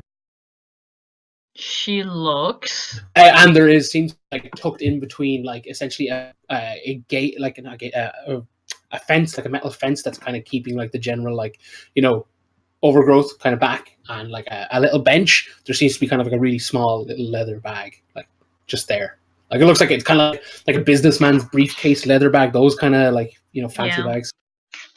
Oh my gosh! I didn't even notice. Thank you. When Izzy back to like look at him, he's gone. I'll keep playing along, but she was kind of. I mean, I've already gotten involved in drug deals like twice, so it's you whatever. You still have pink crystals. I do. I go take the leather page. I thought you were like, I go take the drug. I go take the Next drug. time to trip balls in the park. There is a piece of paper that has a really, really shoddy, hastily drawn map of Uria, and there is an X here. Around the corner, like you gauge a couple of blocks around the corner from like the apparent. Where? No, sorry, this one here. Oh, right, okay. Yeah, you like Izzy be able to gauge like, oh, it's a couple of blocks around the corner for like that apparent thing is, and it just says 10 o'clock. Like it's written in binary, it's just 10 o'clock, and then burn me in the corner. Okay. And she crumples it up and shows it in her pocket for the moment. And then, like, walks back over to the station. Cool, yeah. You return to the others. And, like, through the ring, I'll tell them what the note said. Cool. I have a tinder box, so I guess I could burn it if we're done with it. Yeah. Full on thought you were about to say a Tinder date. It was like, yeah. You said, I gotta go, guys. Gotta go to Tinder date. No, yeah, I'll burn Gotta stop playing Dungeons and Dragons to go to Tinder. Yeah, that's fair. So yeah, you guys know you have a destination. You have a meeting. I assume it didn't destination. say if it was AM or PM, but I assume we can guess. Oh, sorry, PM. it's PM. Yeah, It's PM. Come It's on. post curfew. It's PC. No one does their Curfew. resistance meetings at 10 AM. Nice coffee. It's about 3 in the day, so it's a case of if people wanted to like say restock, or if someone's got a brainwave, it's like, oh, we could actually probably use this item. I'll go buy it, that kind of thing. You now kind of have like, obviously it's 12. We'll do it next game, but like you guys have a big enough gap. If you guys had anything minor you wanted to do and or stock up a resupply, like you guys can rest essentially to get some like health back and all that jazz. It'll be a case of you will be hitting this like with full like rest, that kind of thing. Yeah. That sort of thing. But it's a case of if you wanted to do anything specific, just like, you can either say now or you can wait and think, and we can do it next week. That kind of thing. Sure. Yeah, no, I'm gonna think. Yeah, that's Yeah, I'll have to think about it and get on to you about it.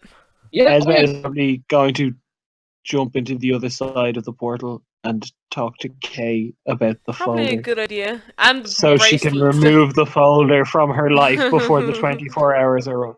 And That's like an if you're going to like use the portal, we'll like go back to Roses and rest. Yeah. Yeah, that's cool. Cool, yeah. So I do might you want hop to into say the like, workshop and do some stuff, but I'll see. yeah, that's cool. So do you want to say like, in terms of like where the note we ended on is you guys kind of go back to Rose and like it's like we'll spread out from here, that kind of thing. Yeah. Yeah, and cool. then to meet back up at around 9:30 or whatever. Yeah, that's fair. That's fair. Yeah, so you guys, arrive back in Rose's. It's empty. It seems. We can go from there. That kind of thing. You can all do your things. And obviously, if you want to do something specific, like if it's off table, that kind of thing, like roleplay or whatever, just give me a shout. Okay. Like I think Neil, you were saying you want to do the gay stuff. So we can do that and all that. Yeah, that's cool. That's cool. Okay, cool. Nice. Good game, guys. Yeah. Okay, cool. Rock and roll. Cool Yeah, game. good game. Right. Good night. Talk later.